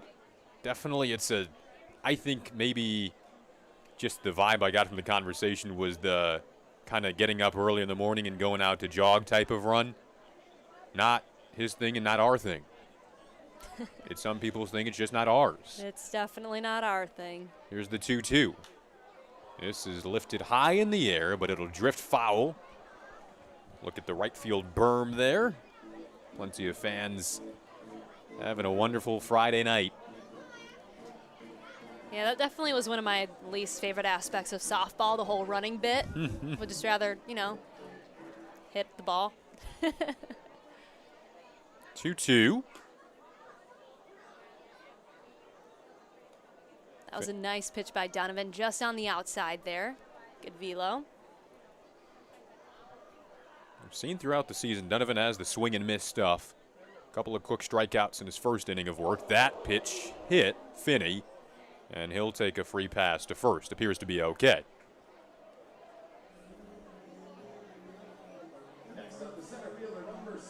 Well, that'll send up Lamar Briggs. Had a pretty key performance in the 3rd inning. Crossed home plate himself.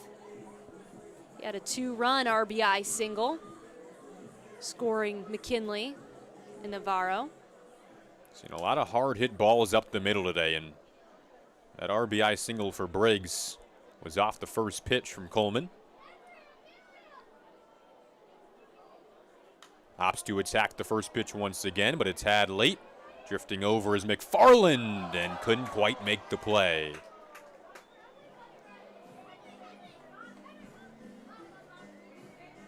We could see that Finney was ready at first base there, just in case.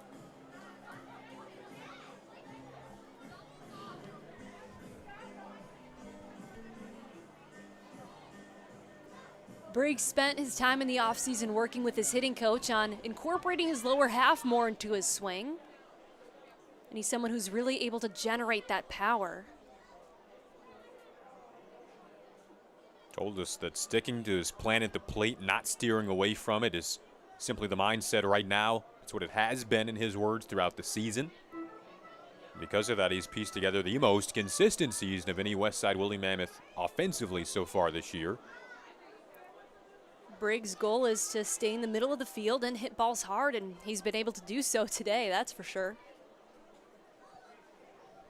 0-1 pitch, takes it inside. Briggs is the only Woolly Mammoth to be in the lineup for all 33 games so far this year.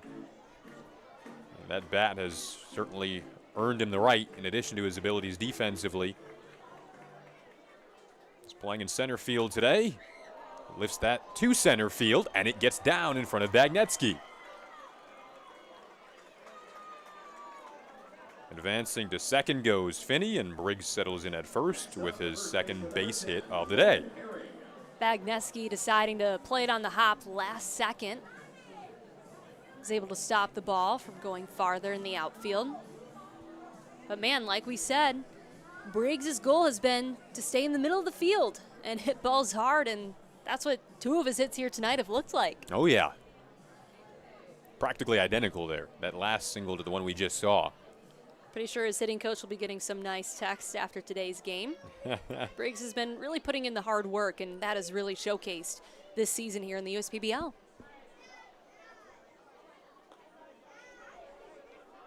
Briggs' hitting coach is Kevin Hill, who he works with at home, and they made adjustments in the offseason, just trying to stay in his legs to generate more power and get more out of the swing overall. Said he's always been able to hit for high average, but wanted to ramp up the power, and he has a career high, at least at the pro level, with 4 homers this season. Logan Herring takes a strike there, count now 1-1.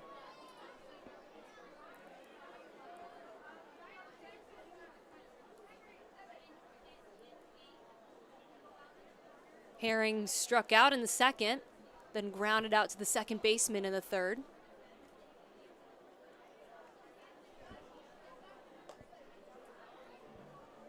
Count now 1-2. Finney at second, Briggs at first.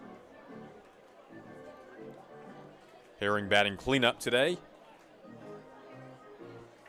Nick Caruso on deck.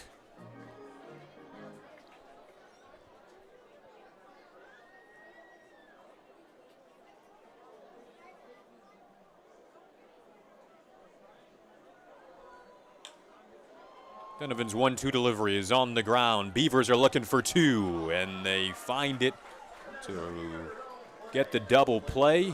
On to third, however, still goes Finney, but 2 down and a couple of big outs for Charles Donovan. Santiago strategically dropping down to one knee there, is able to quickly get it over to second for that double play as Lynch fires it down to first base. Able to keep it in front, and now McGee is the lone runner on base for the Mammoths. Sets the stage for Caruso, who had himself a third inning, an RBI double to keep that rally going for the Mammoths. I apologize, Finney on third, not McGee. First pitch that Caruso sees is in the air to center field, taking Bagnetsky back. And eventually able to make the play, and that'll do it for this 5th inning. So the Westside Woolly Mammoths get some traffic on the base paths, however, cannot capitalize. So the double play helps out Charles Donovan to continue cruising along in his relief appearance. We'll step aside on the USPBL network. First State Bank is a locally owned and operated business. We're part of your community. At fsbcares.com, you'll find ways that we're making a difference by featuring locally owned and operated businesses, providing access to helpful financial resources, and engaging with community. fsbcares.com is part of our commitment to the neighborhood because strong neighbors mean stronger communities. Where good neighbors do great things. Member FDIC, an equal housing lender. Piloting a hot air balloon is my wife's passion, and she couldn't have a better wingman than my Chevy Equinox. Its stylish design rises above the rest, and with its 4G LTE Wi-Fi plus great gas mileage, Equinox keeps us connected mile after mile. With my Equinox, the sky isn't the limit. Lease a 2021 Equinox LT for just $277 a month. Put it in D and see why Chevy drives the Motor City. Visit ChevyDetroit.com.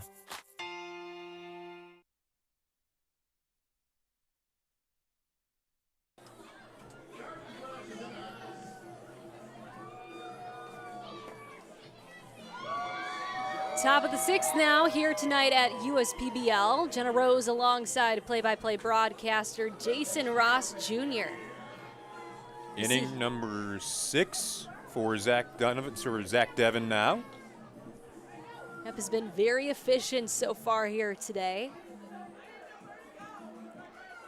Mostly only 4 batters have been able to make their way up to the plate per inning. 5 in the 5th. Christian LeBoy will be the first Beaver to step into the box going up against Devin.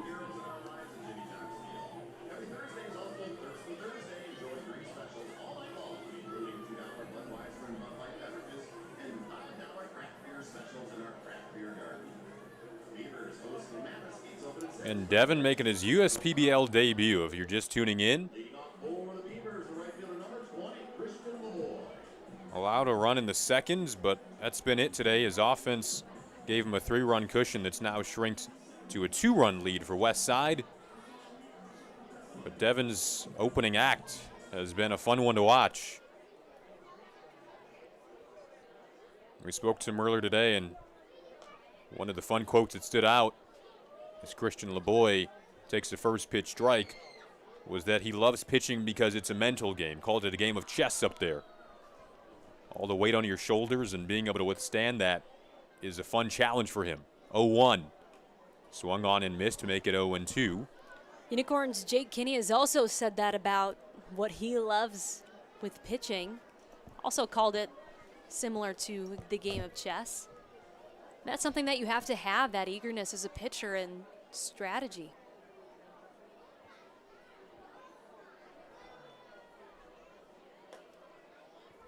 That mindset has paid dividends for Kinney, given that he threw a no-hitter.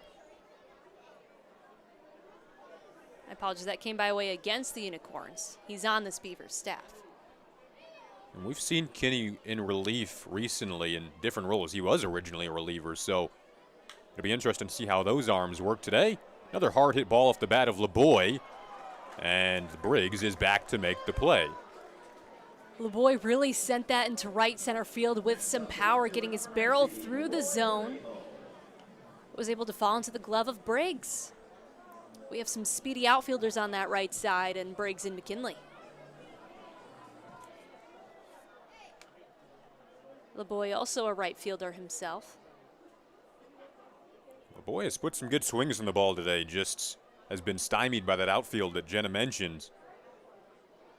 Roy Verdejo now steps in with 1 down.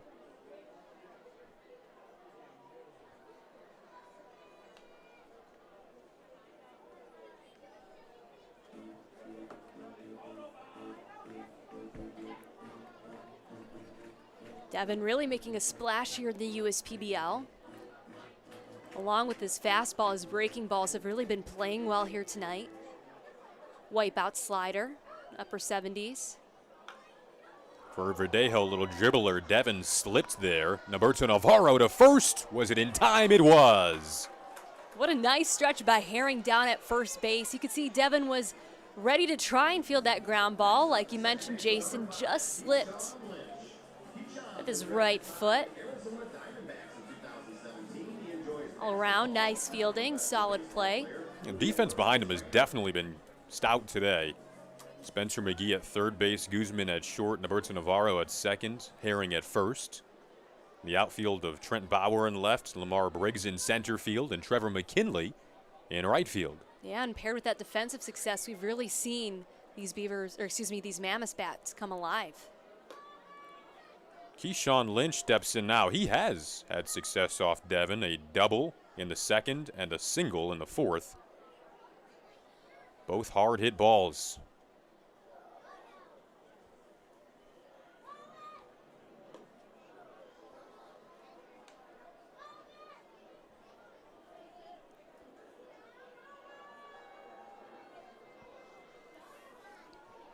You mentioned the slider, G. Lynch told us a couple of weeks ago that the slider is a pitch that he's trying to work on seeing a little better.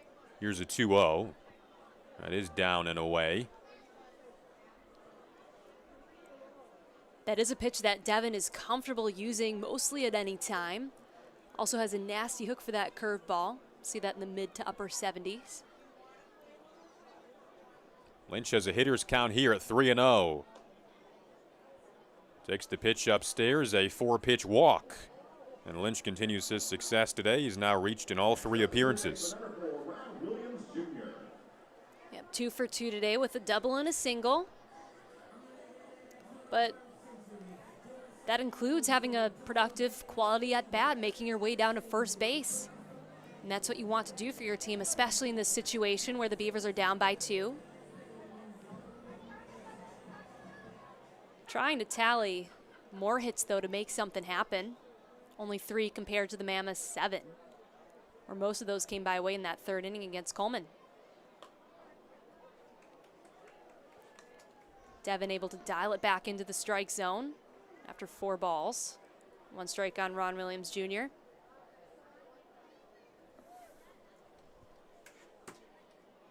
Now, 4 of those 7 hits came in the 3rd. For Westside, taking off and heading to second is Lynch. They got him. Keyshawn Lynch was 9 for 9 on the season in stolen base attempts up until that point. He's caught stealing there, and it ends the Beavers' potential in the bottom of the 5th. We'll step aside on the USPBL network. Let my love open the door. Let my love open the door. Let my love open the door to your heart.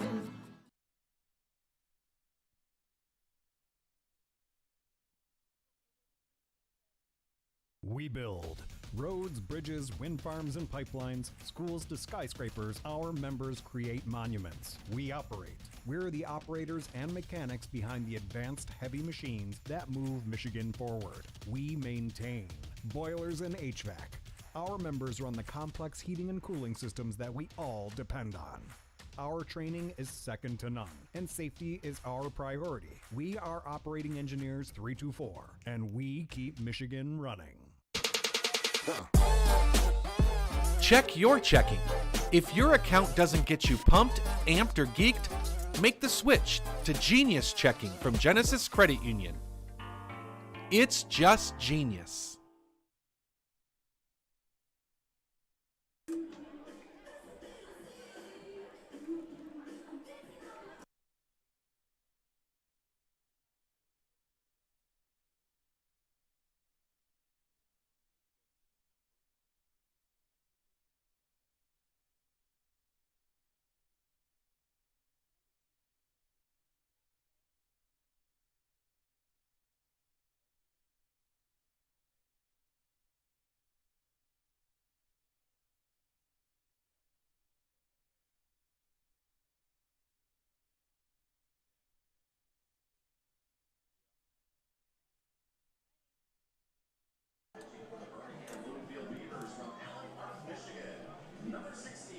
The Allen Park, Michigan native, Dan Monet, takes over on the mound for the Beavers. Monet has an ERA of 2.33, 0-0 on the season. Has 1 appearance and 1 start under his belt, where that was 3 innings of work. Only allowed 2 hits, 1 run, 1 walk, and 1 strikeout. So a bit of a smaller sample size here for Monet, newer to the league. Opposing batters hitting 200 during that span, but really interested to see what he pulls from his arsenal. Pitched for Rochester University, went to Allen Park High School in Michigan. Another righty out of the bullpen for the Beavers. Again, A.J. Coleman made the start, lasted 3 innings. Donovan went a couple, and now bridging the gap to the back end of the pen, trying to keep it a 2-run game for their offense.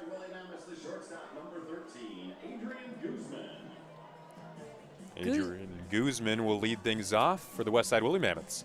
Guzman is someone that you can plug at any spot in the lineup and always produces. Has plenty of defensive smarts over at shortstop. Someone who doesn't really hit for power but can hit for average. Hitting north of 300 right now. 0 for 2 on today's game, but really looking for him to get the ball in play.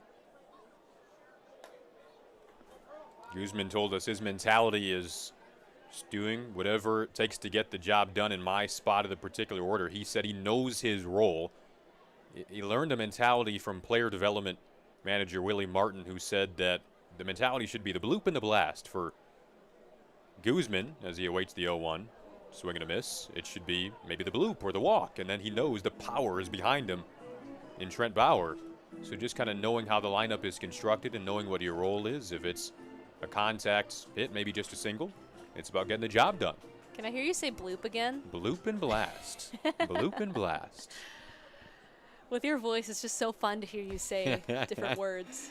Here's the 0-2. And Guzman goes down swinging.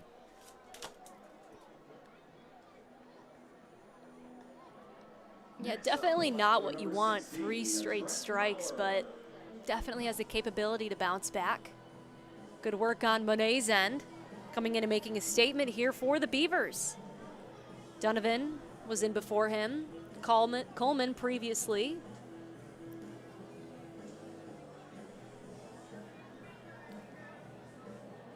That'll send up Trent Bauer, who's really been displaying that pull side pop here today.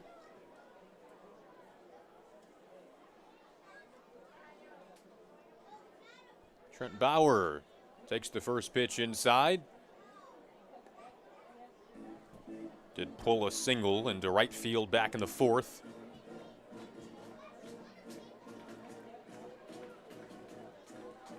He's another guy who loves the battle that takes place at the plate. Look at Dan Monet. Third pitcher we've seen today out of the Beavers bullpen. Here's the 1-0.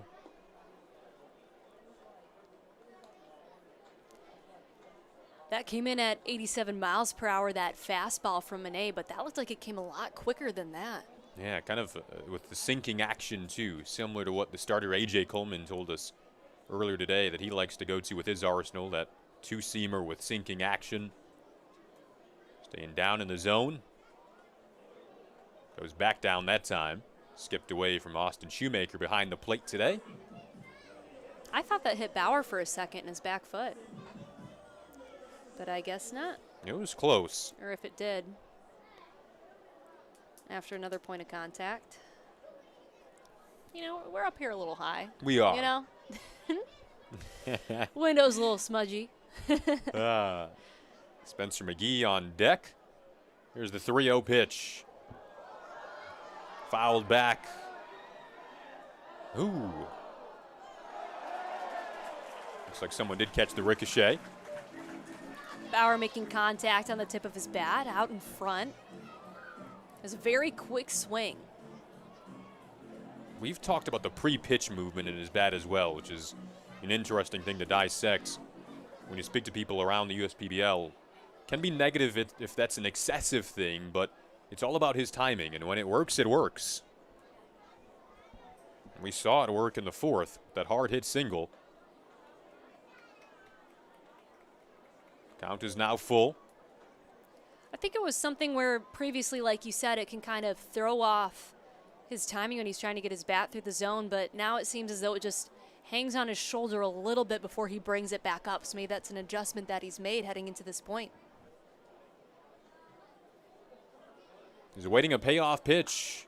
Yanked it to that same side that we saw the single go to in the fourth, but that one goes foul.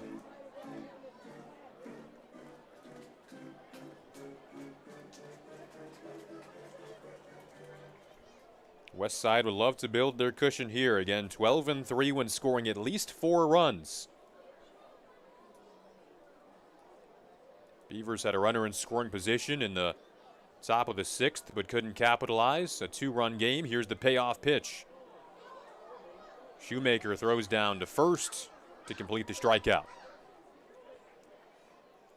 From the left side in college at Indiana Tech this past season, just one from the right side. However, his one in the USPBL came from the right side. Took a 5th year at Indiana Tech, earned all conference honors this past spring, and became one of 4 players out of Indiana Tech to sign with independent league teams this season. McGee's former college teammate, Charles Donovan, is one of the relief pitchers we've seen for the Beavers today. He was the predecessor to Monet. Thank you for joining us here on the USPBL Network. Seeing some comments make their way into the live chat. Bruce Peppers said, had a great night celebrating my birthday with the Corns win. Go Corns. Happy belated birthday, Bruce. Happy birthday, Bruce. Bryce Wilson says, considering all the rain this afternoon, the field is in good shape. Nice job, ground crew. Shout out to the Scotts Lawn Grounds crew. Awesome job as always.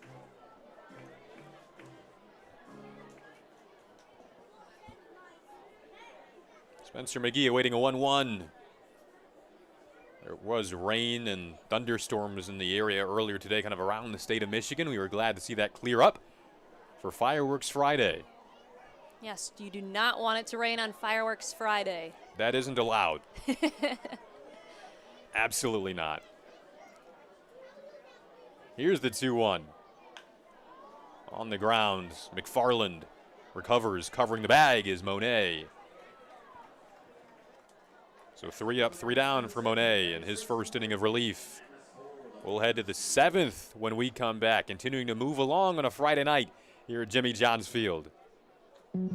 Every summer, my family loves to have a neighborhood movie night in our backyard. And with my Chevy Blazer, I can head out and get everything we need for a great night. It has plenty of room for picking up friends and a cargo management system that keeps all our supplies in place. You know, it may be movie night, but my Blazer is the main attraction, wherever I go. Lease a 2021 Blazer 2 LT for just $295 a month. Put it in deep and see why Chevy drives the Motor City. Attention Michigan, there is absolutely no need to drive all over town searching for new flooring. When the Carpet Guys will come to your house on your schedule, we'll bring our store to your door so you can shop in the comfort and privacy of your own home. And you'll love our huge selection. Buy right now with interest-free financing for up to 4 years. You can carpet your entire home for as little as $11.99 per month. Let the Carpet Guys take the stress out of buying new flooring. Call for a free in-house shopping experience today. Be wise, call the Carpet Guys at 855 for my guys.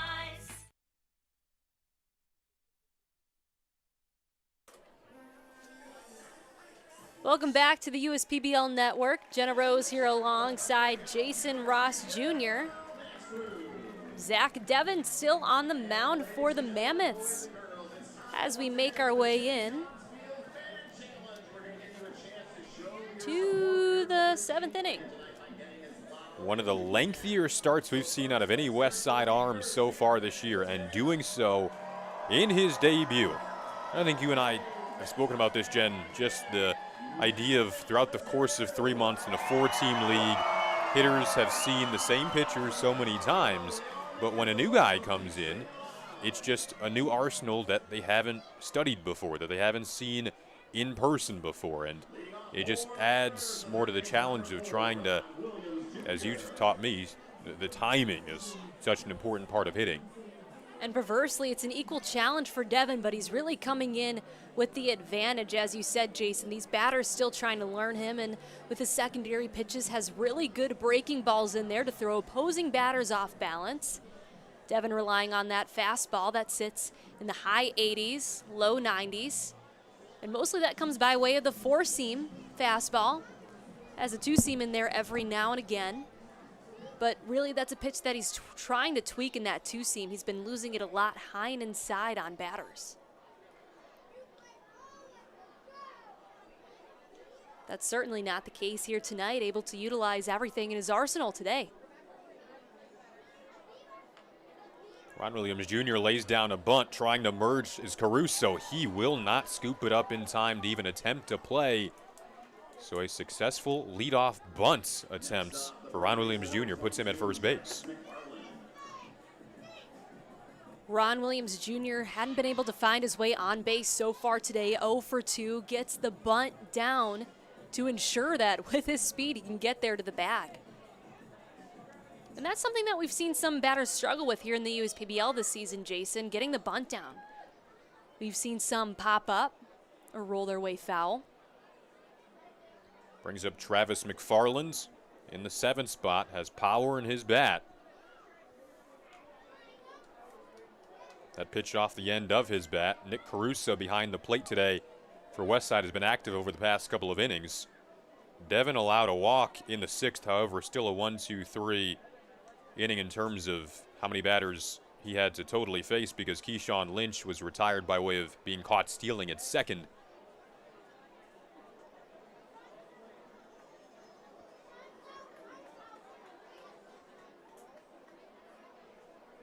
Oh, 1 from Devin. As you mentioned, McFarland certainly a candidate to hit that ball with some extra base power. So far this season, 4 home runs, 6 doubles, and a sacrifice fly here tonight to deep center.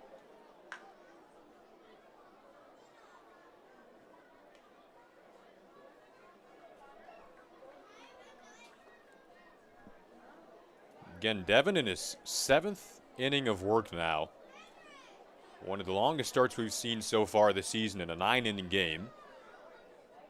Began pitching at the age of 12 in a Livonia Rec League. Here's the 1-2. Taking off to second goes Ron Williams Jr. He is not caught stealing. That slips into center field, and they're waving him to third. He'll get there easily. Bit of a delay for Williams Jr. to make his way over to third, but gets there safely as the ball rolled its way into center. When we look at Devin's time in the Pecos League, he had one 9-inning game where he only allowed 4 hits, and that was in the month of July.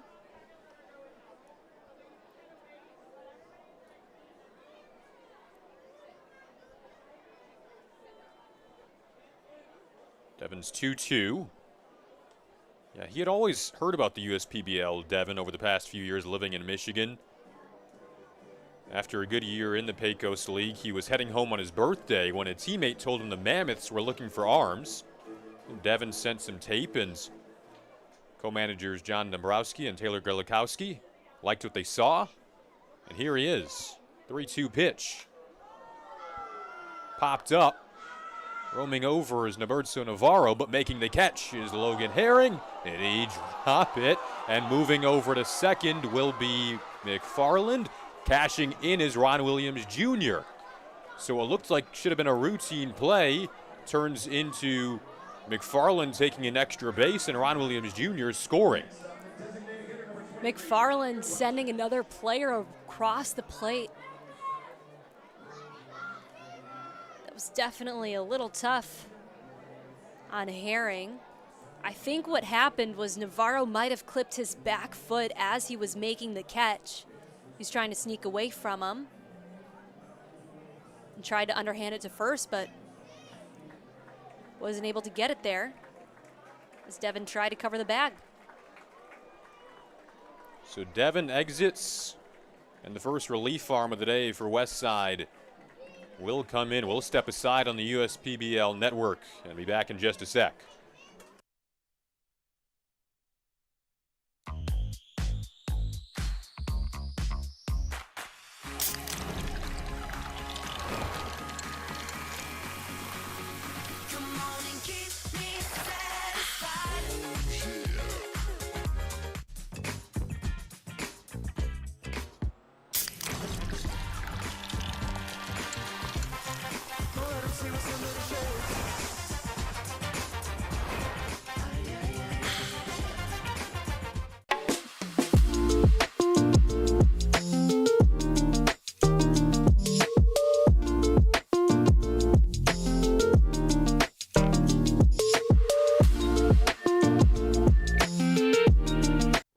the promo that Jimmy's John's got going on? 5 off 20? How they pulling it off? Magic?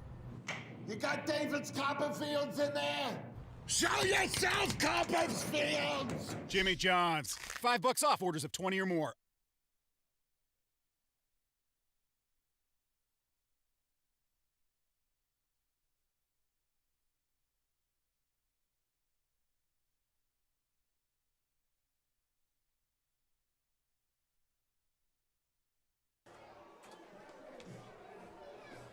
Colin Ledbetter taking the mound now for the Westside Woolly Mammoths.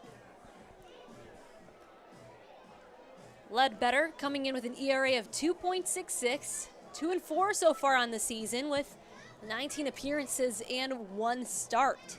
During that span, he's worked 23 2/3 innings, allowed 18 hits, and has struck out 16.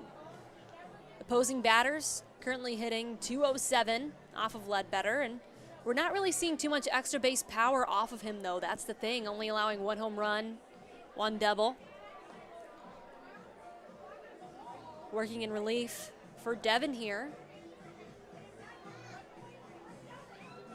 who has made a splash coming into the USPBL. Saw the utilization of both fastballs, slider, and curveball. He's someone who is really confident coming into his own here. Devin told us heading into today's game that, I don't really scout the competition coming in. He just stays confident in his command and what he has to play with in his bag of tricks. And that'll send up Collier Rutledge to the bag. Hasn't found his way to first base yet, but when he can really get a hold of the ball, he can send it with absolute force. Comes from a wonderful, supportive family. Always does their best to make it here to the USPBL when he's playing.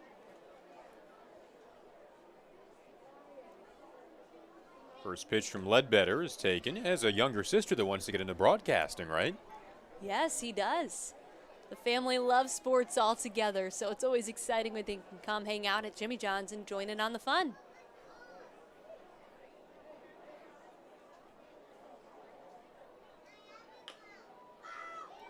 Coming in from third is McGee, looking for which direction to make the play. Opts to go to third base, and they got him.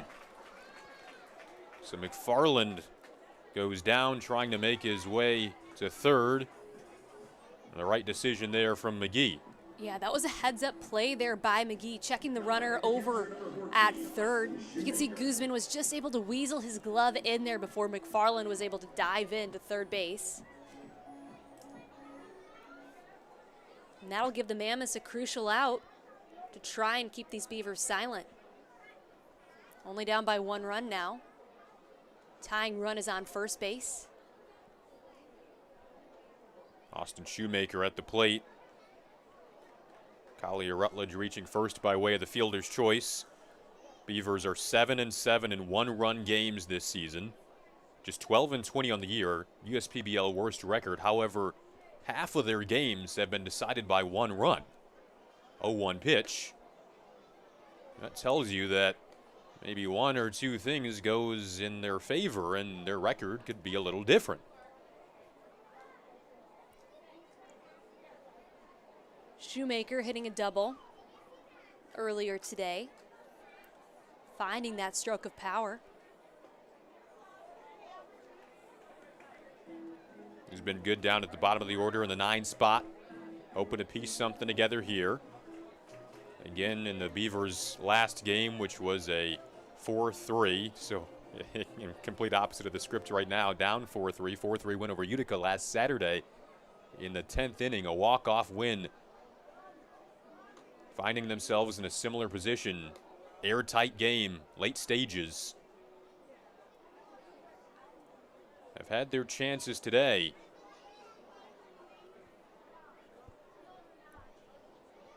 But ultimately, it's the 3rd error of the day for Westside that makes it a 1-run game. This is golfed into right field. Back on it and making the play is McKinley. Having to stay at first is Rutledge. Shoemaker has been making solid contact here today at Jimmy John, sending it deep into right field. McKinley there for the grab. And Rutledge stays on first base. But honestly, this situation couldn't have unfolded more perfectly for Campanella. Bagneski making his way to the plate, 2 outs. Runner on first. Really been able to come up clutch in all aspects this season. One of the leaders in the USPBL statistically.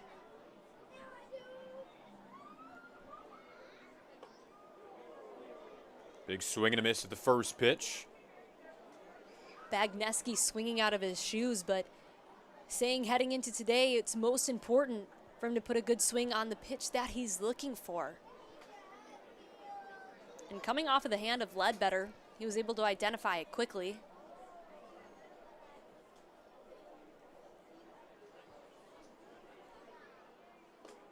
Another swing and a miss, now 0-2.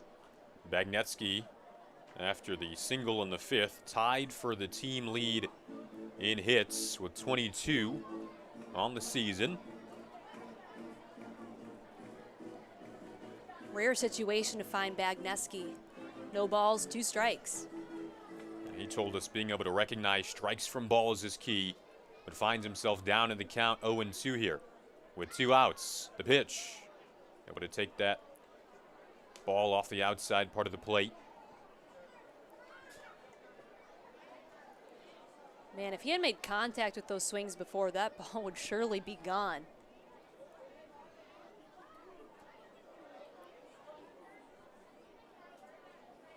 Ledbetter's 1-2 is cranked foul. Bagneski also noted that just keeping the simple approach, trying not to do too much. He feels when the Beavers lineup is at their best, they're being aggressive, but selectively aggressive. Bagneski keeps his routine very consistent as he makes his way up to the plate.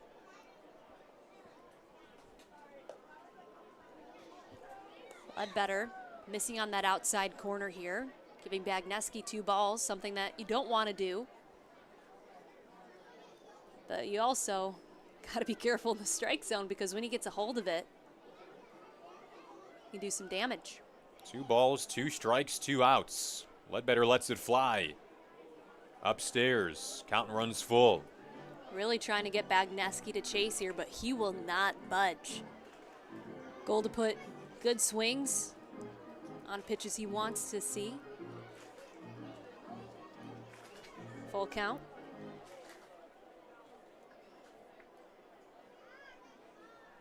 Here's the payoff. And he walked him. So Collier Rutledge to second, Connor Bagneski to first.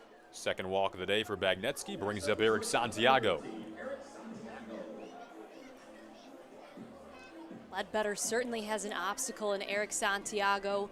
0 for 3 on today's contest to the fielder's choice. But when he's on, he's absolutely electric.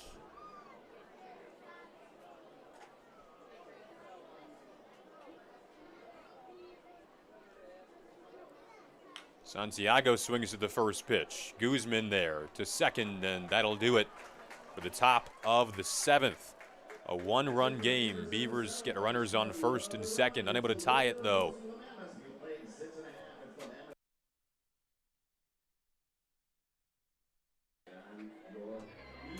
And here we go with the 7th inning stretch Genesis Credit Union sing-along. Take me out to the ball game, G. We're already here. The ball game. Take me out with the crowd. Buy me some peanuts and Cracker Jack. I don't care if I never get back, for it's root for the home team. If they don't win, it's a shame. For it's 1, 2, 3 strikes, you're out at the old ball game. Sorry, everyone.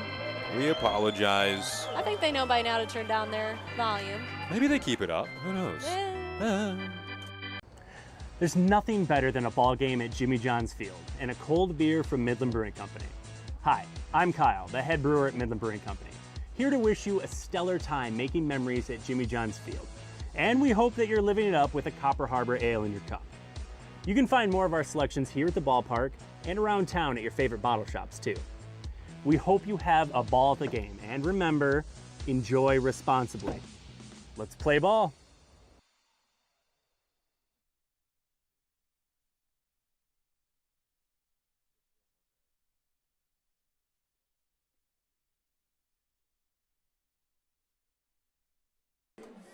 Dan Monet back out for another inning of relief work, the first of which was a 1-2-3 inning that included 2 strikeouts. As we dip into the bottom of the 7th on the USPBL network. 4 runs, 7 hits, 3 errors for Westside. Those 3 errors have been costly, but still hanging on to that slim advantage. 3 runs, 5 hits, no errors for Birmingham Bloomfield. Beavers, as we noted, have been in their fair share of tight games so far this season. I feel like it bears repeating, 7-7 in 1-run games. That's 14 total games that have been decided by a single run when you have 32 total in your season. So practically half of their games have been decided by very slim marks. Maybe one play going this way, one play going the other way. Going home and saying, oh, what if? Maybe this record looks a little different for the Beavers at 12-20 on the season right now under Ed Campanella. But they've had their good spells and their bad spells, as practically every team in the league has. Here's the pitch. First one to Trevor McKinley in the 9 spot to lead off the inning for Westside. He'll be followed by Norberto Navarro and Jordan Finney. 9-1-2 hitters due up.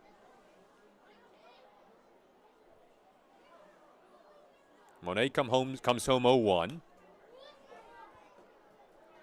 McKinley struck out his last time up to bat. Count now 1-1.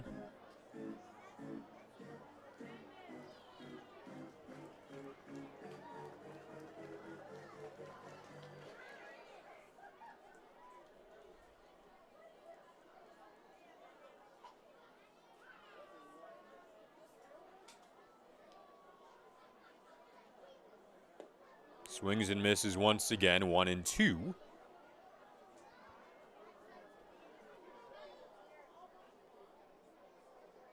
Three games left on the Willie Mammoth schedule. 4 games left on the regular season schedule for the Beavers. Here comes the 1-2. And McKinley does go down swinging in the second consecutive appearance. Next up, the second baseman, number 12, Norberto Navarro. Norberto Navarro, 1 for 3 today. Had the RBI double back in the 3rd.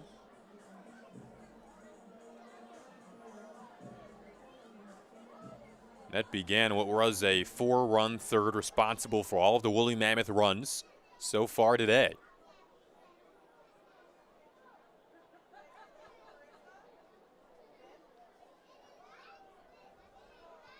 One-two, lays down a bunt. It's a pretty good one. Slow developing play, and there won't be a play at first.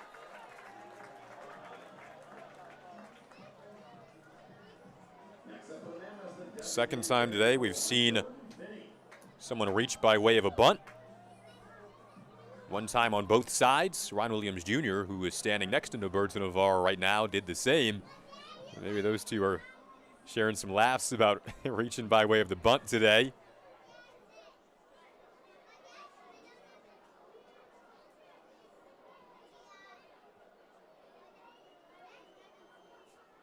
I like what you did there. Taken off to second goes Norberto Navarro, and he will get there.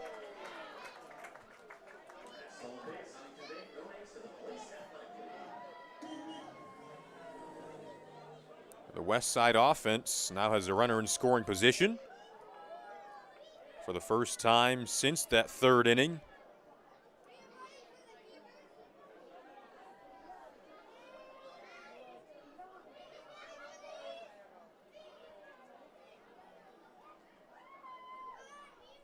Jordan Finney takes the strike. Beg your pardon, the ball just off the outside part of the plate. Count now 2-0 on Finney. The DH, who, when he isn't DHing, is catching, 2-0 pitch. Make it 3-0 on Finney. Sky-high confidence right now offensively at the plate, batting .386 through 12 games so far. Told me in the past he wasn't a fan of that DH role, in college at least, because he said that he just had so much time to think about his next plate appearance that it kind of got in his head when he would step into the batter's box.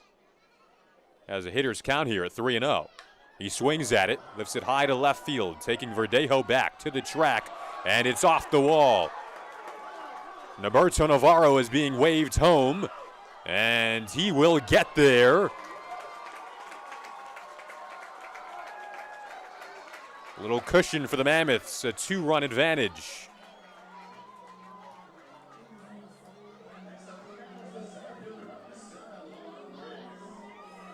Brings up Lamar Briggs.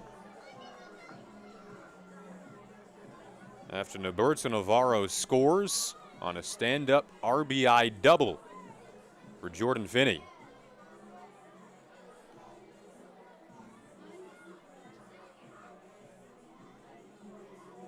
Meeting on the mound as Ed Campanella, the Beavers manager, emerges out of the dugout. We have a relief pitcher trotting in here. Will be Vallon, one of the lefties out of the pen for the Beavers. And we'll step aside as he warms up.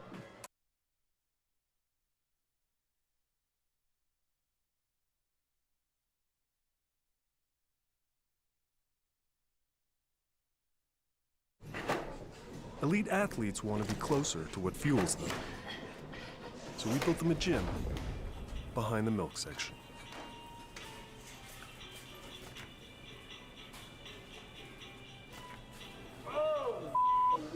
What's going on here? Oh, they're training. What? In the milk section? What is happening? What you guys are doing here? I've always had milk in my fridge, but I've never really trained in a fridge surrounded by milk. I feel like I've been able to level up my training and do things that others haven't. No, they're training back there. It's a full gym. Hey guys, keep it up.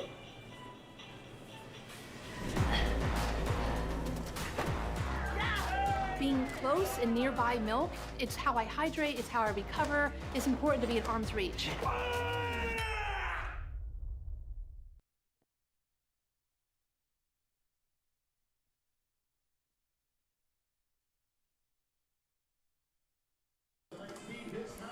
Welcome back to the USPBL Network. Matt Vallon taking over. Yep, Matt Vallon has an ERA of 3.5 heading into today's contest, but that's such a small sample size, has only 2 innings of work so far this season here in the USPBL. That came by way of 2 appearances. And through that span, allowed 1 of each. Struck out 1, walked 1, had 1 home run hit off of him. That being the 1 hit. Came off this way, so. Coming in here, we've seen a couple of arms for the Beavers already. Coleman, Donovan, Monet. Looking to hold these Mammoths bats. And that'll definitely be a challenge in Lamar Briggs. 2 for 3 today, 2 singles. One of those being a 2 RBI single. Vallon played his college baseball at SUNY Cortland on the NCAA Division III level. As Jenna mentioned, here comes Lamar Briggs, couple of singles today.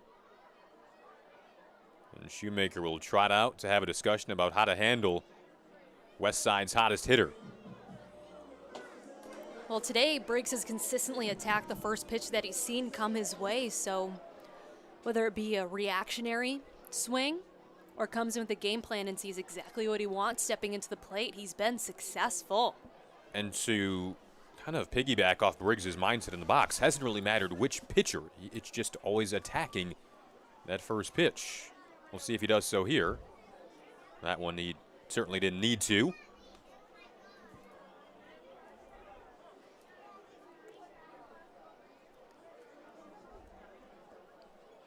The mindset of staying true to his approach is what I was referring to there.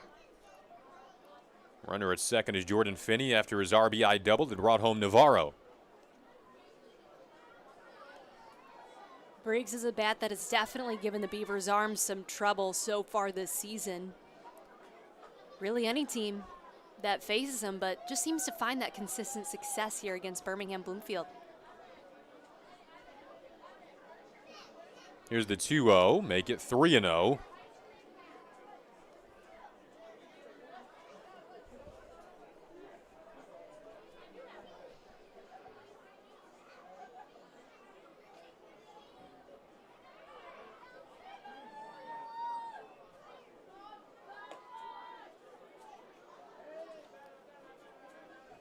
Briggs taking that strike there. I've always heard with 3 balls, some batters will have different approaches. If it's a fastball and they pick a side of the plate and that's where it comes, they'll go for it.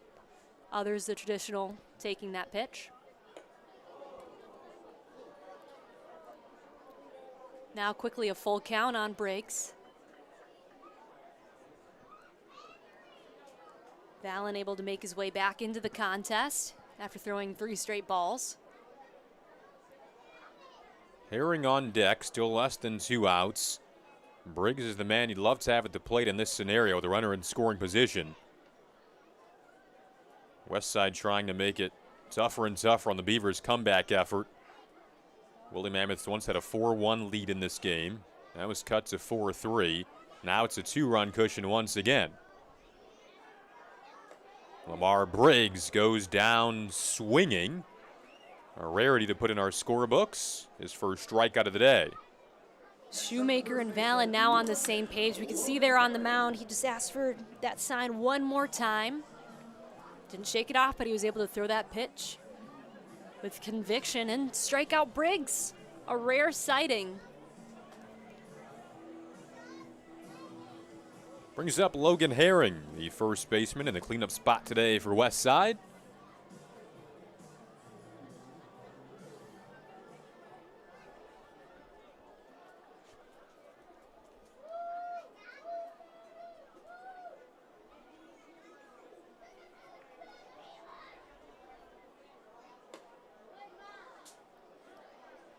Vallon likes to work inside out, both sides of the plate, up and down as well.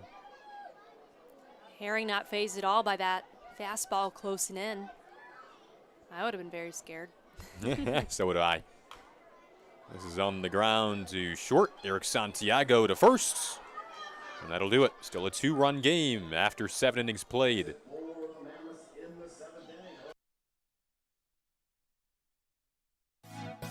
Dunham Sports is a proud partner of the USPBL. Big names, low prices, delivering value since 1937.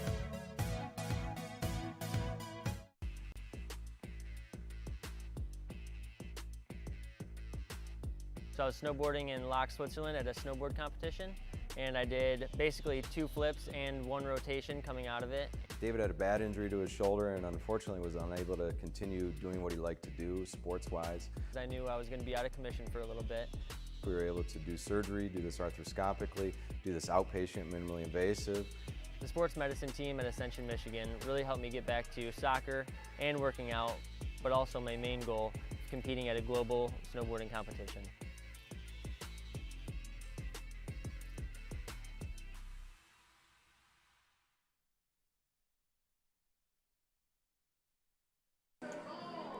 Colin Ledbetter back out on the mound for the Woolly Mammoths.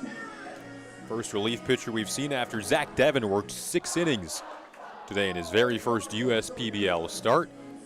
Jen into the 8th inning now, but middle of the 7th, we always do our sing-along. And you did some extra practice today, but we were a little better. You had some extra practice earlier.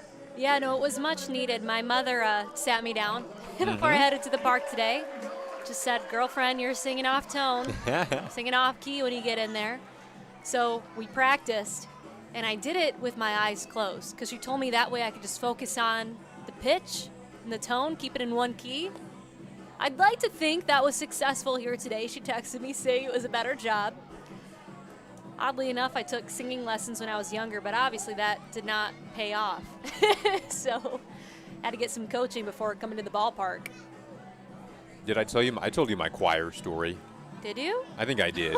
Oh, yeah, it was a sad one. Yeah, it was. Get your tissues at home, folks. Jason hit it. Well, you know, I tried choir. I believe this was 6th grade. And I guess, well, my voice was just so different than everyone else's. So the teacher was like, "What's that sound?" And it just stood out. I was like, what's that velvety sound? And it's like, I was in the back. Velvety? Yeah, that's what I was his exact words. And then I had to sit out for a bit because it just threw the rest of the choir off key so much. He just didn't gel well with the other 6th graders. Jay, we've heard some really good compliments about your voice coming in funny manners. Someone said smooth as a teddy bear. Oh, you. wow. I love that Compared one. you to the Chocolate Rain gentleman. Interesting. If I take anything home today, it's that. And the memory from a fun ball game. Waiting to see if the Mammoths still keep that 2-run lead. Christian LeBoy has a 1-0 count against Ledbetter here. The pitch from Ledbetter. Count now 1-1. LeBoy has had some deep flyouts here today at the park. He's getting some better swings on the ball. Naturally has that power in his stature and his ability to generate it with his lower half, but just hasn't found a big part of the field. Now, hard hit balls off his bat, just like you mentioned, hasn't been able to quite capitalize yet, but good quality ABs. Gee, I do have to ask, you went on a pursuit earlier in the game. Did you find what you were looking for? All right, folks. Here's the 2-1. And this is lofted high in the air. Drifting back is Bauer. It's deep, but not quite deep enough. It's off the glove of Bauer. We've seen this a few times today. That's error number 4 for Westside, and it puts a runner at second base. Wow, LeBoy got a hold of that one, and it was just really sent up high in the air, long hang time, and that caused some trouble in left for Trent Bauer. You could see there he thought he was camped right under it, but really how the ball must have fell. Not really seeing too much wind here today, but it fell slightly to the right. So as he stuck out his mitt, just tapped it. Watching the replay here on the monitor.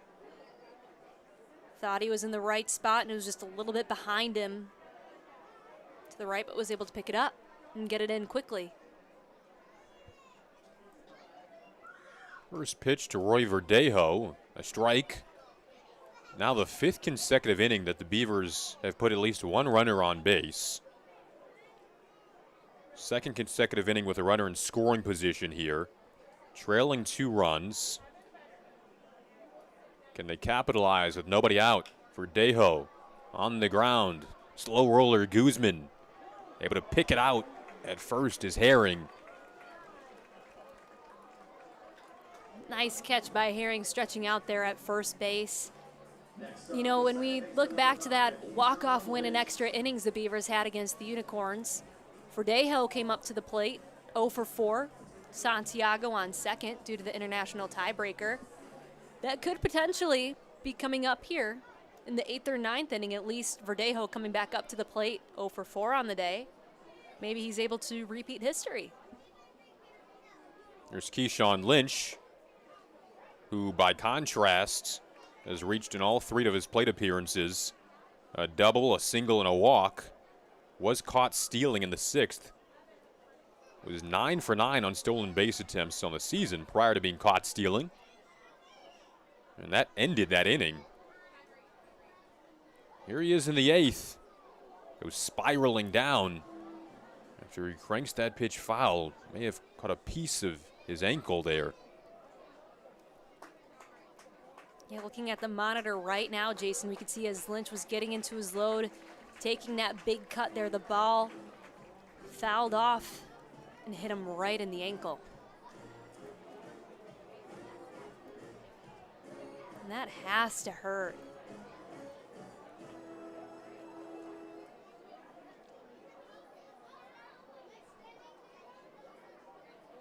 Ron Williams Jr. on deck. Keyshawn Lynch is a tough guy. Goes down swinging there. Ledbetter able to retire a threat there in Keyshawn Lynch. Jason touched on his success at the plate so far today. That'll bring up Ron Williams Jr., 1 for 3 on the contest with a single. 2 outs, and LeBoy on second, looking to make something happen. Tying run at the plate. Yeah, with the Beavers down to their final 4 outs in this game, feels like a big spot here. Ron Williams Jr. hoping to capitalize. Had the single his last time up. PJ Ellis joins us on the USPBL Network chat. I'm in the stands. Go Beavers. Look at that. What a fan. Listening to the broadcast and watching at the park. You go, PJ. Thank you, PJ. 1-0 is taken inside. I always would love to go back to, maybe if I could time travel, I'd love to go back to the days when people would have their radios listening to the game while sitting in the park. I guess people still do that, but not as frequently. I mean actual radios. You know, that would be fun. Right? Just to kind of do that for a throwback edition. Go America. I wouldn't mind listening to Dan Dickerson. In this day and age, though, it's everyone pull up the MLB app and then hit the radio and instead of an actual radio. I like the idea of bringing one in, though. I don't even know if you can, though, because for women, your bag has to be, it's like 5 by 7 inches. We are old souls. We are old souls. Can I? You have to say whatever you're going to say now. I don't know. I was going to say for your apartment decoration plan. I don't know if I can say that on the broadcast or not. You can if you want to. Can I? If you want to. Here's the 2-2 with 2 outs. Count runs full. Jason is certainly an old soul.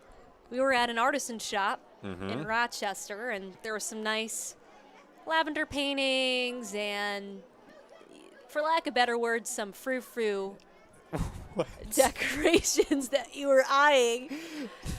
And Ron Williams Jr. wants you to finish the story. Jay said, I'm really going for that postmenopausal look at my phone. It's out there. I don't know. I didn't know you were going to go with that far. The 3-2 comments in the 8th inning have taken the next level. 2 outs. Here's the pitch. And advancing to third will be LeBoy. That skipped totally away from the catcher Caruso, and because of it, arriving at first will be Ron Williams Jr. So this inning extends with runners on the corners. Maybe it was your story that extended the inning there, G. My apologies. I could have worded that in a different fashion. It's okay. It just took me, it took the air out of me.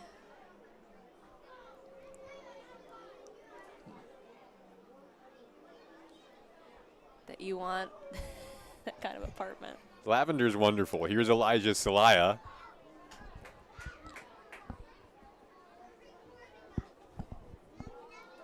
Now pinch hitting for Travis McFarland. With a runner 90 feet away. 2 down, big spot. Celaya steps in really having searched for his consistency offensively all season long. Has been good defensively in center field. Wasn't in the lineup, though, to start the day. And now steps into one of the biggest stages so far in this game for the Beavers. Been a good 2-strike hitting team. Here's an 0-2.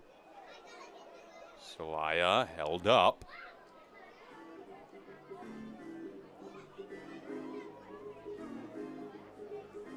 Most of the time when we've seen Elijah Celaya make contact, he's really getting some deep flyouts.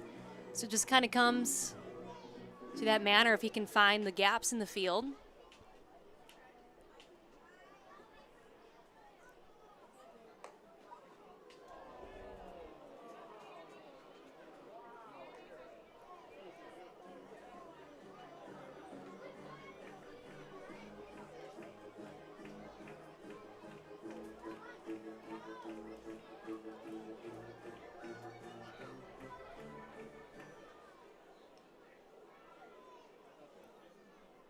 Here's the pitch to Celaya. 2-2 is swung on and missed. So a runner stranded in scoring position. The Beavers come close but can't cash in. We'll step aside on the USPBL network as Colin Ledbetter comes through.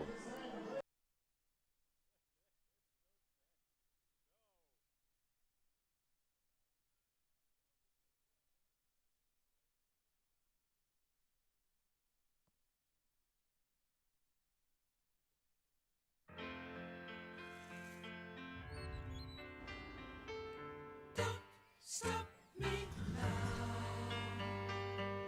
Don't stop me, 'cause I'm having a good time. Having a good time. A shooting star leaping through the sky like a tiger, defying the laws of gravity.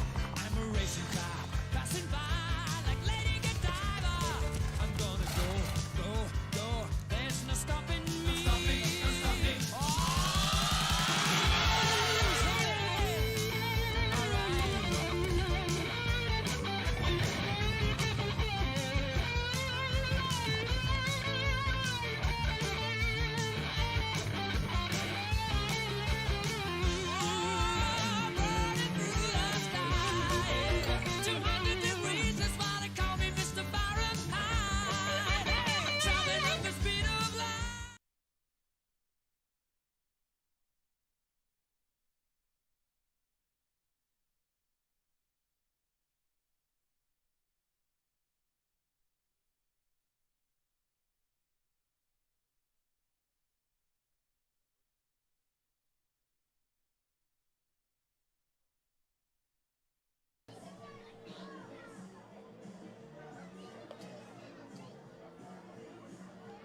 In comes Cole Stanton, who made the start in the Beavers' most recent victory, which was that 4-3 win over Utica last weekend out of Santa Margarita, California. We've typically seen Stanton come out of the bullpen as we are right now. An ERA south of 1, 2-3 on the season. Through 25 innings of work, Stanton has struck out 24, walked 9, has allowed 10 runs to cross the plate, only 3 of them earned, given that he's coming into some pretty tight situations here for the Beavers. And looking to hold this Mammoths lineup that has been very potent today. We really saw that power displayed during the 3rd inning, with 9 batters making their way to the plate, full lineup. So far we've seen Donovan, Coleman, Manet, and Valen come in for the Beavers. And this Beavers team, Jason, when they can string hits together, they are extremely successful. It seems to be around that 3-run, 4-run mark that really makes a difference. Yep, that 4-run mark for the Beavers. When they score 4 runs so far this year, that has been a significant difference so far this year. You look at it on the west side of things, when they score at least 4 runs, they're 12-3. So hoping to make that 13-3 on the season. Beavers are 8-5 when scoring at least 4 runs. So when you examine the 12-20 record, 8 out of the 12 wins, they've needed to score at least 4 runs. So it feels like an important number. Yeah, and there's been a lot of games that have been decided by 1 run, and that's come down to when they haven't been able to pull out the W.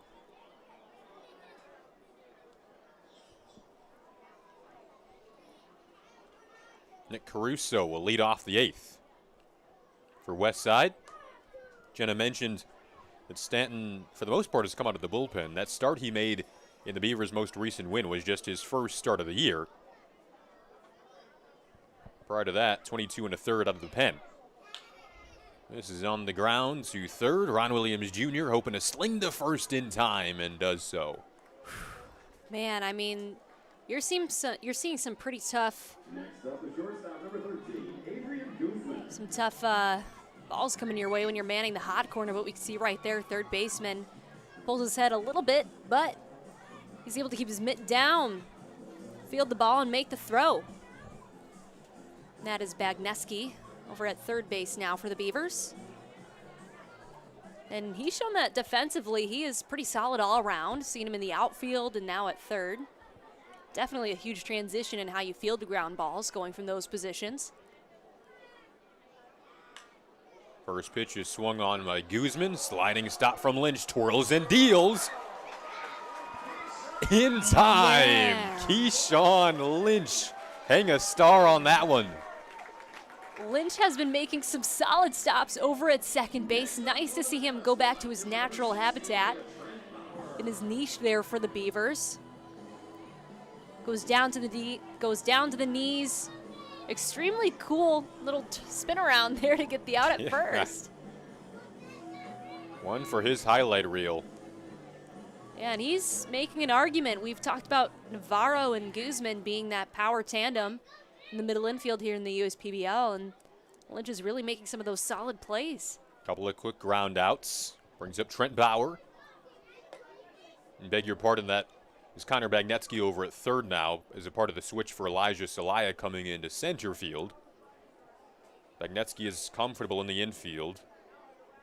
Second base is actually probably his most comfortable infield spot. However, you see what Keyshawn Lynch just did there, so you're certainly keeping Lynch at second, and Bagnetsky goes to third.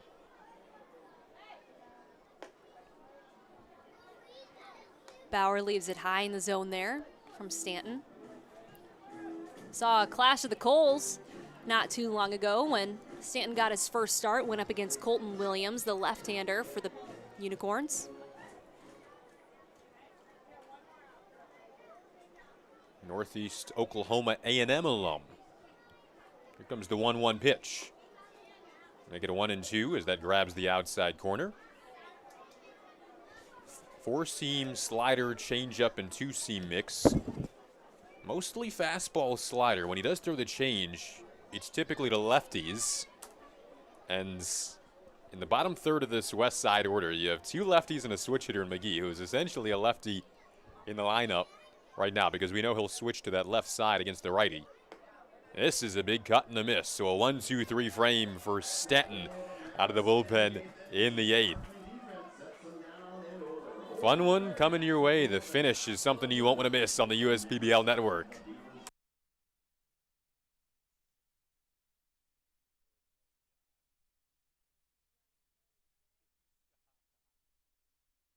New flooring from the Carpet Guys is as easy as 1, 2, free. 1, just call the Carpet Guys for fast, free, and home shopping. 2, get massive warehouse direct savings. And 3, I mean free, as in 4 years of interest-free financing. That's 1, 2, free, but only for a limited time. So be wise and call the Carpet Guys at 855-4MY-GUYS or visit carpetguys.com today. Be wise, call the Carpet Guys at 855-4MY-GUYS.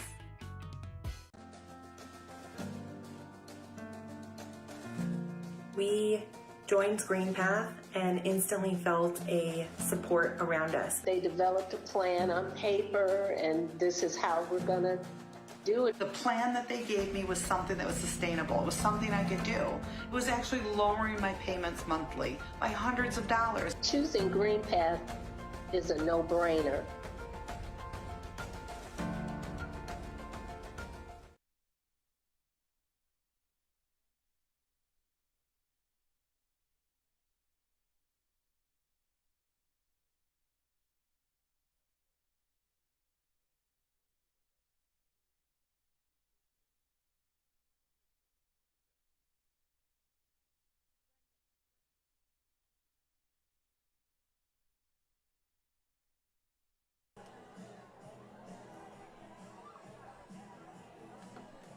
Brendan Smith makes his way atop the mound in the ninth, trying to shut the door on the Beavers with a 2-run cushion. Smith here picking up on a successful outing from Devin in the earlier stages of the game. Ledbetter made his way onto the mound as well. And really just looking to keep the Beavers from scoring more runs. Smith comes in with 4 innings of work under his belt, so a bit of a smaller sample size, but during that span, opposing batters were only able to hit 2 off of him, score 3 earned runs, draw 3 walks, but he turned around and struck out 2. ERA of 5.25 during that stretch.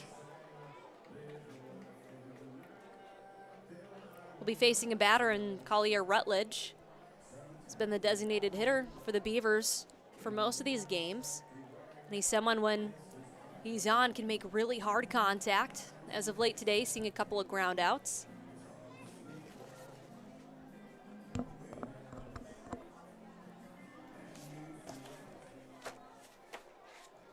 It will be Rutledge, Shoemaker, and Bagnetsky, the 8, 9, and 1 hitters in the Beavers lineup that has had plenty of chances today.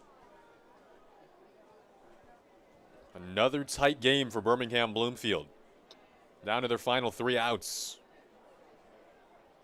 They'd love to turn it over to the top with less than 2 outs and still give Eric Santiago potentially a chance in the number 2 spot.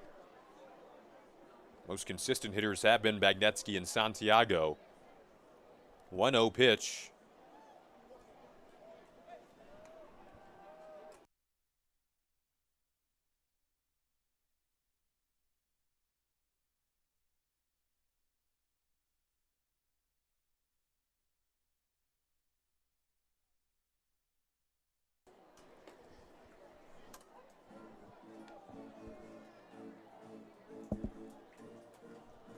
Rutledge batting .253 on the season.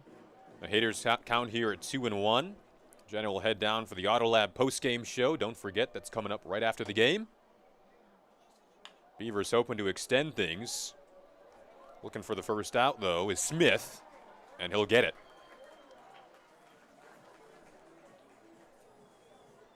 Next up, the catcher, number 14, Austin Shoemaker.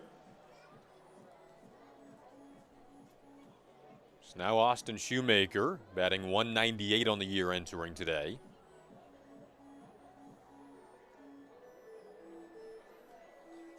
We'll face Brendan Smith.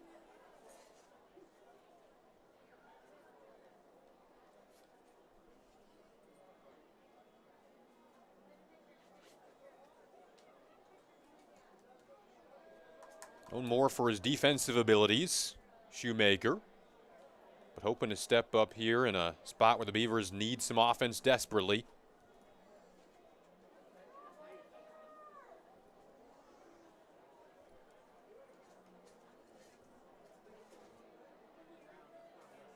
Smith's 1-0, another ground ball. Is it another ground ball out? Could be close. It is indeed out number 2.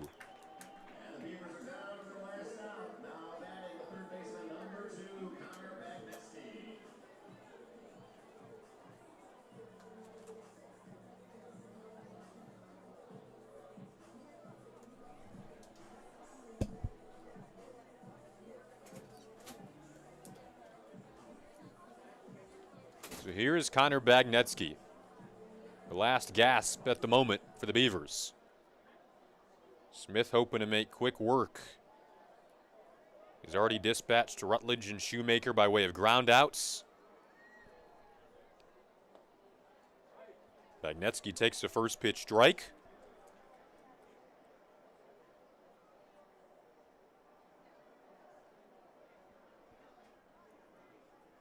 Couple of walks today for Bagnetsky. Is it 3 up, 3 down? It will not be. The Westside defense continues to have troubles in this game. Next up, the shortstop, number 13, Eric Santiago. Brings up Eric Santiago to extend the game. Will likely, at the moment, still 3 errors on the board. But those errors have been costly for this Westside team. And now, that hits Santiago.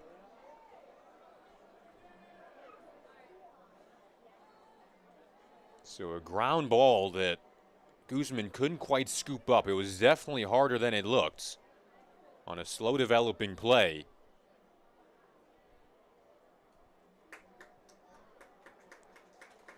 But it's followed up by a hit by pitch, and the drama level raises in the top of the 9th as Christian LeBoy represents the go-ahead run with 1 out remaining for this Beavers team.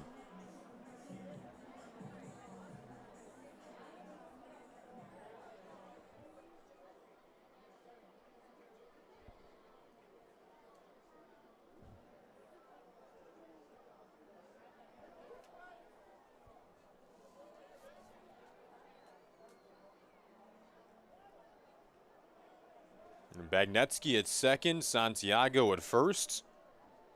LeBoy, the power hitter, who found a double in the 8th, steps up to bat here in the 9th with his team down to their final out. Had a couple of hard hit balls prior to that. He'd love to find another one here. The first pitch to him. Late movement outside. Caruso able to stab that in the dirt.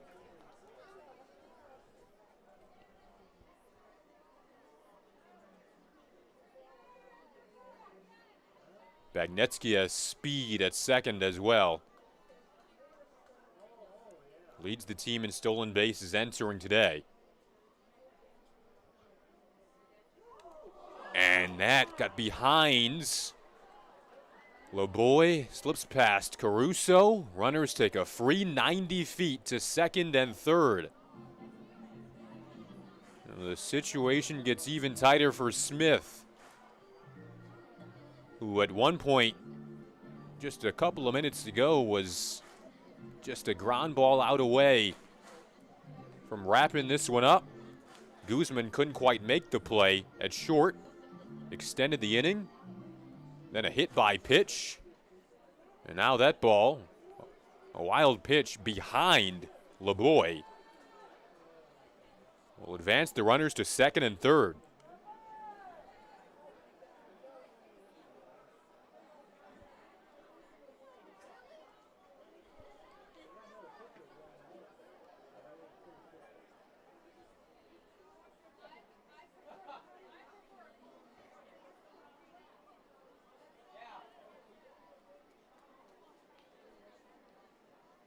Bagnetsky 90 feet away and pretty anxious. A hitter's count for LeBoy. Swing and a miss.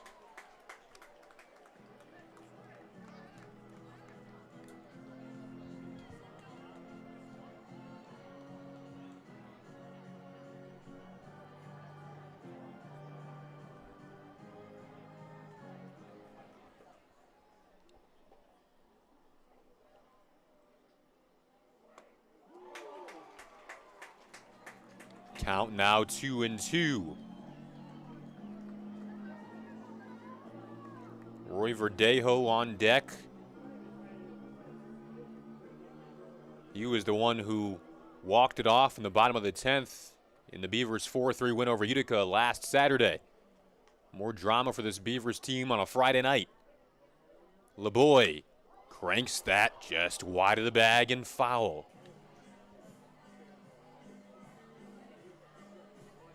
Connor Bagnetsky will head back to third. Eric Santiago back to second.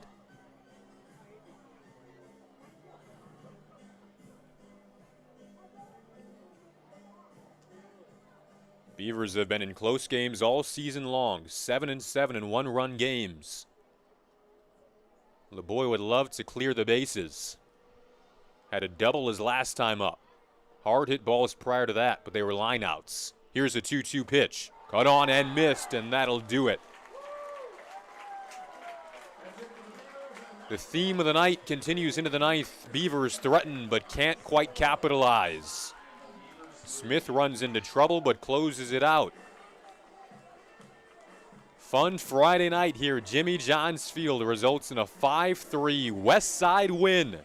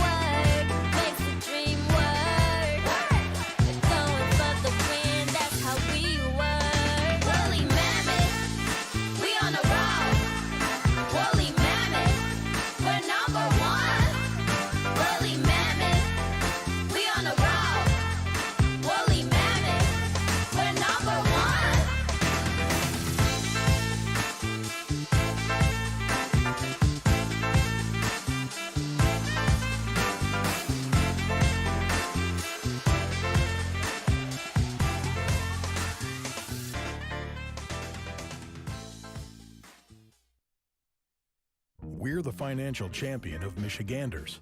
Whether you're a goal-getter or dream chaser, an empty nester, or up-and-comer, anyone in Michigan can bank with us. Michigan Schools and Government Credit Union.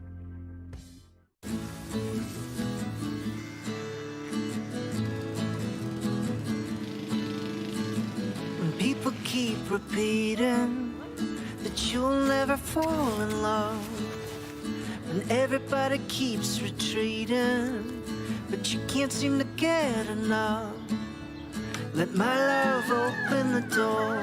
Let my love open the door. Let my love open the door to your heart. Let my love open the door. Let my love open the door. Let my love open the door to your heart. I'm all out of love for my old insurance. Switch to insurance. They're saving me so much. They covered my car and bundled with my home. I feel so secure to say I love insurance. Hello, AAA Insurance. Goodbye, insurance. Hello. Insurance. Get a quote and save up to 20%. They call me Prospects. Since the day I was born as a diver's watch, the challengers of the world have taught me many things. Life is not a numbers game. It's about challenging ourselves. No matter what happens, just follow your heart. These pioneers drive our generation forward, not by setting records, but by never giving up. Keep going forward. Prospects. Available at Lucido Fine Jewelry. Milk, milk, milk. Yeah, guzzle milk, drink it all. Make a milk waterfall. Cookie milk, stack it tall. Milk with no rhythm at all. Make you run fast milk. Stay awake in class milk. Pour it by the glass milk. Is that a mustache milk? Boom, boom, boom, base milk. Smile in your face milk. Go for the goal before you know you going all the way milk. Milky high, milky hay. I hope you have a milky day. Live your best life milk. You out this world, Milky Way. Put you on the spot milk. Question, got milk? Show us what you got. Hashtag got milk.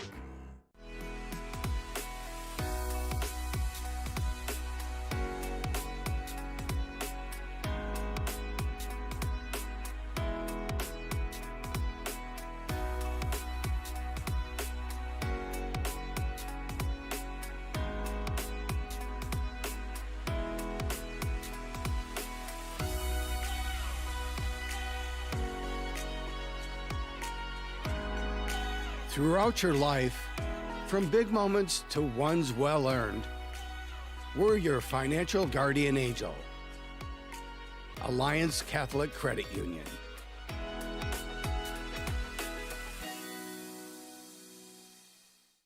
I enjoy renovating my home, so getting materials with my Chevy Silverado is a daily trip. But as the strongest, most advanced Silverado ever, it's perfect for all my projects. And with the most functional bed of any pickup, plus the power up-down tailgate, my Silverado helps me with everything I need. Of course, a little assist from a friend doesn't hurt. Lease a 2021 Silverado Custom Crew Cab for just $199 a month. Put it in D and see why Chevy drives the Motor City. You hear about the promo that Jimmy's John's got going on? 5 off 20? How they pulling it off? Magic? You got David's Copperfields in there? Show yourself, Copperfields! Jimmy John's. $5 off orders of 20 or more.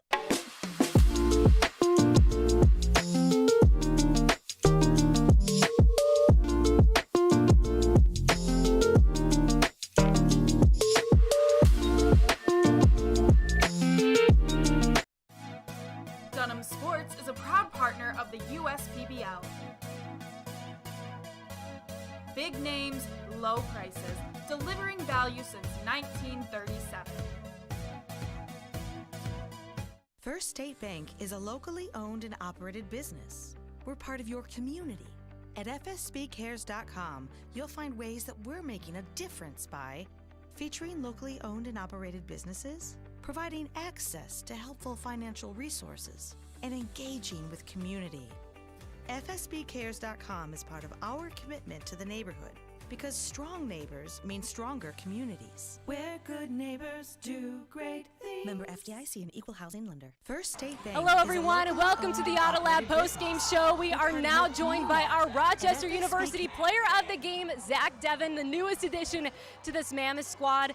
Zach, you come in, they're able to pull off the win here, and most of your outs came by way of contact, striking out one, but talk about how much trust you had in your defense behind you.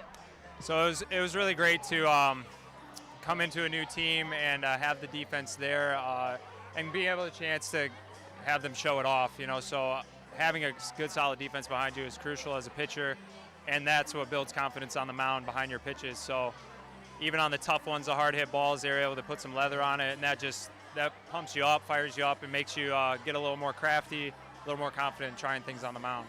You were certainly confident out on the mound. You were able to get 6 innings of work under your belt for your first appearance here in the USPBL. Just walk us through what was working with your pitches when you were on the mound. So I'm coming off of a full season, so arm isn't like tip-top shape right now, just trying to do my best, work with what I have. Velocity was a little down, so we used a lot of breaking balls, a lot of moving stuff. Early in the counts, got a lot of early swings, and was able to work that off the fastball. And you know, when you don't have your best stuff, you try to make it work, and I think that's what we did tonight. And let's talk about that run support that was behind you out there offensively for the Mammoths. They were able to string some hits together. How good did that feel?